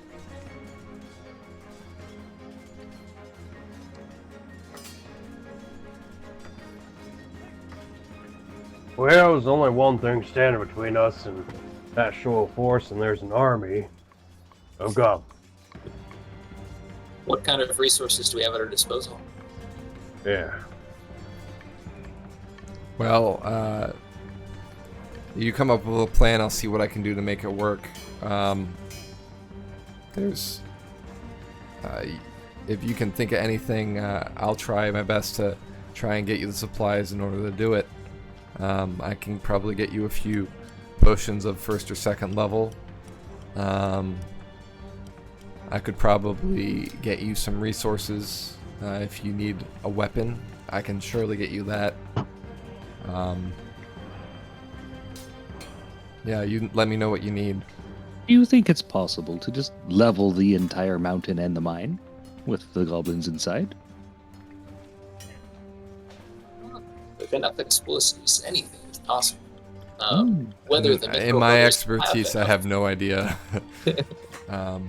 That'd be a question for the Mithril Brothers, but I don't think they'd be willing to answer it. You know, their whole fortune, their whole lives are based on this. They have as much to lose as any of us, and that will make them desperate. I'm still not entirely convinced that the Mythil Brothers don't have something to do with this. Such a rapid change. It does I seem can't like really the- speak to that, but I mean, it couldn't. I can't think of why the Mithril Brothers would want the goblins to attack the town, or attack their own mines. But I've never really known Douglas or Thomas to be of a malicious intent. They might be greedy bitches, but they've brought a lot of wealth to this town. I don't know, man. You can't trust nobody that won't watch a dog. So. He kind of tries to smirk, but it's more of a grimace. He's definitely stressed. Understandable.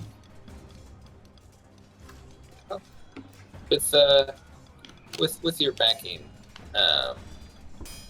perhaps we can talk them out of some of their resources to divert into this effort.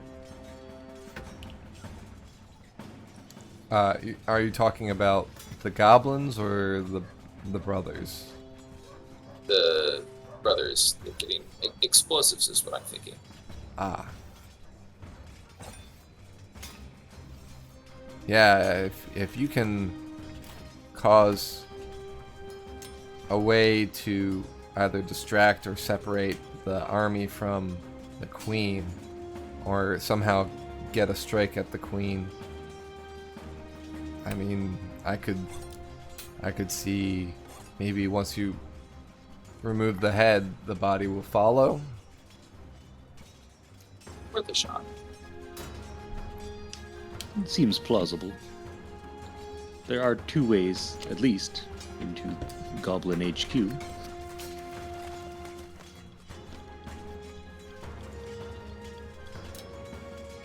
To your knowledge, Broden, what other ways into the mines might there be? Do you think there might be a back entrance through the swamp? Like, how does a big old clan of goblins even come to be in a place like that? Well, if you haven't noticed by now, the area below Jewel there's caverns and caves and systems all beneath the marshes in this area. There's a huge system. I'm sure that those caves could stretch even as far as the mountains of Gideon, but none of them come up around the marsh, or if they do, the marsh flows into it and causes, underground rivers and cave-ins and things of that nature. So I don't know of any other entrances to the caves unless there are entrances from the other mines.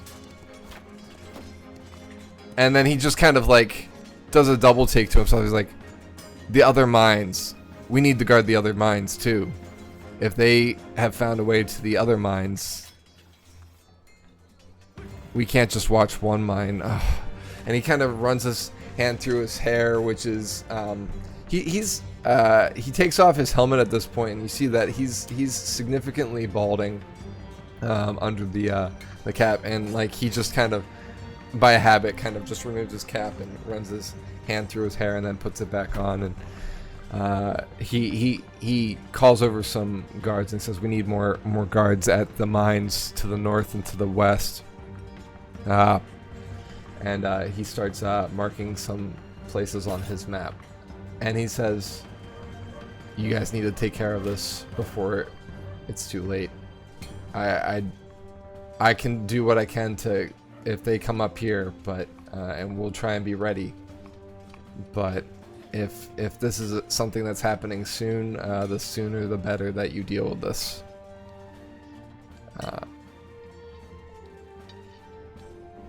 And All he right. kind of Just to clarify, you were saying that all these mines are actually interconnected, or they very well could be. There's caverns galore. There's a maze of caverns under there.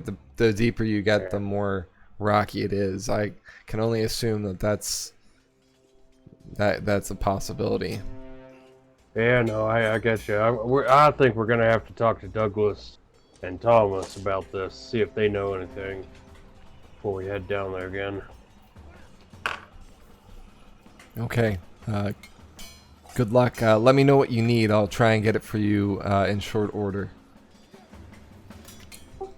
Before we go, the poor soul we brought in on the edge of death the other day, what became of him?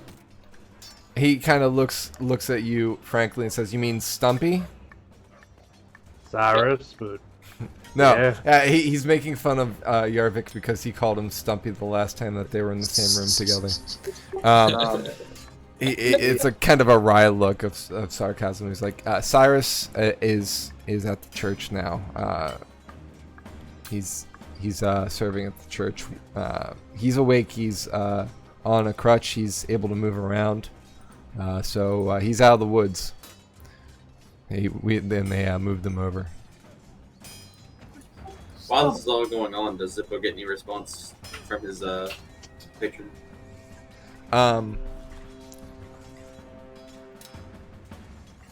So I guess are you just calling out to him and saying master, or what are you doing? Okay, so Zippo, in his mind, will think, "Oh, great fire dragon, I need your ever powerful power to help me figure out what to do with these goblins. I would love for you to just come and help us and give me some way to destroy these goblins so I could possibly get more magic items and become more powerful." All right.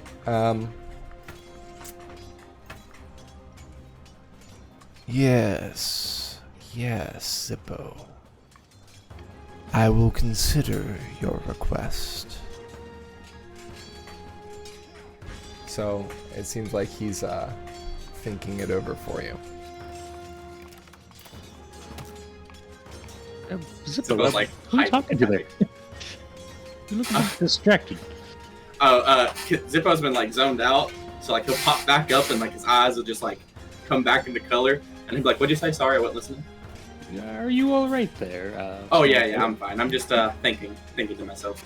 Okay, yes. Thinking is very underrated. I appreciate anyone who thinks. It takes Same. a little more effort for some of us. Yeah. Shall we go visit the Mithril brothers? Yeah. I think we should go. Let's just scoots our way through. Oh, before we hit the mines again, do we need to hit any shops to restock any lost ropes or adventuring stuff?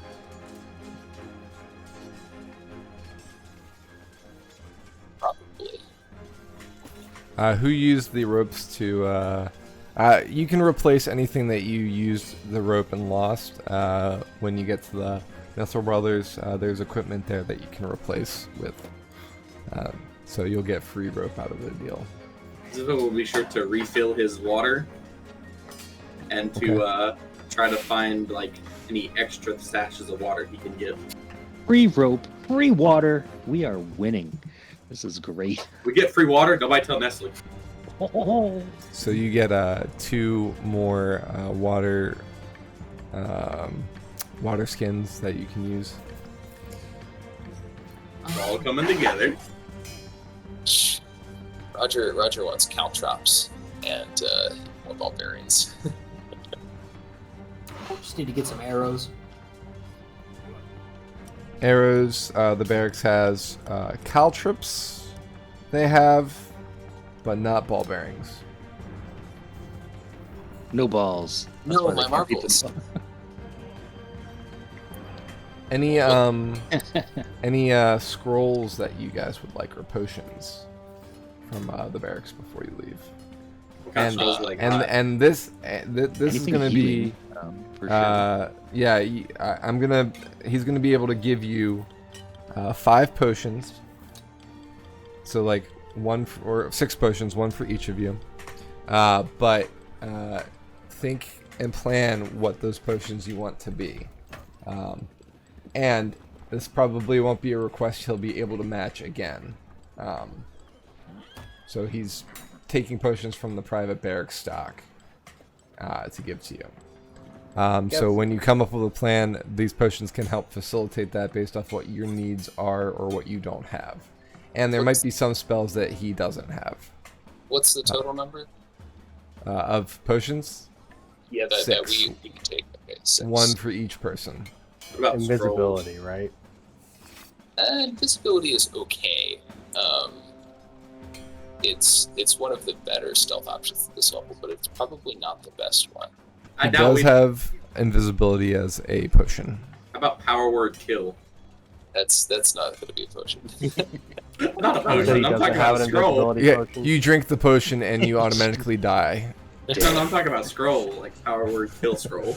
Yeah, Not a chance. That's no. probably Okay.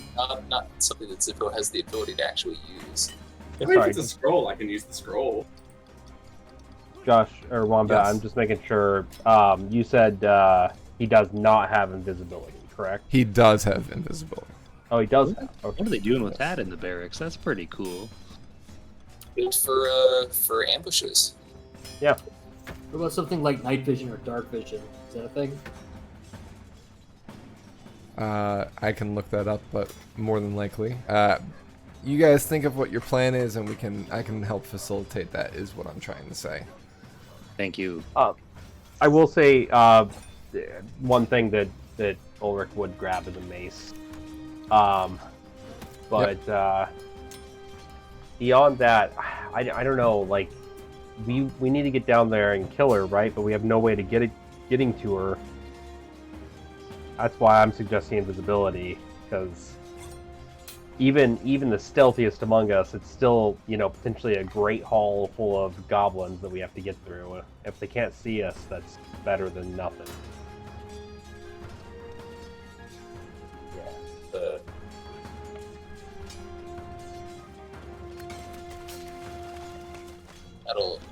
we'll take the time and come up with a solid plan that we can all agree on.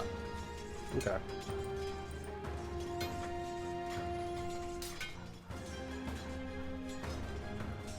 Okay. Yeah. So, actually, that seems like a great place to end the session for tonight. With the weight of the task now firmly in place, the group ponders what exactly the right action is here, and what they can do to alleviate this threat, so that they can get paid, or more importantly, save the town of Jewel. I don't know about that, Chief. We can get Or paid. not. I mean, we might have to flee and go to the next city. Yeah, that might be the case. Whatever the case, we'll see you guys in 2 weeks to find out what will happen. 13 days. Yeah. So we'll be back in the 27th? Yeah, 27th of July, 7 to 11 p.m. here on the channel. Sorry for not streaming yesterday, but I'm glad we were able to stream today. And we'll see you all next time. Thanks for joining us. Bye. Good night.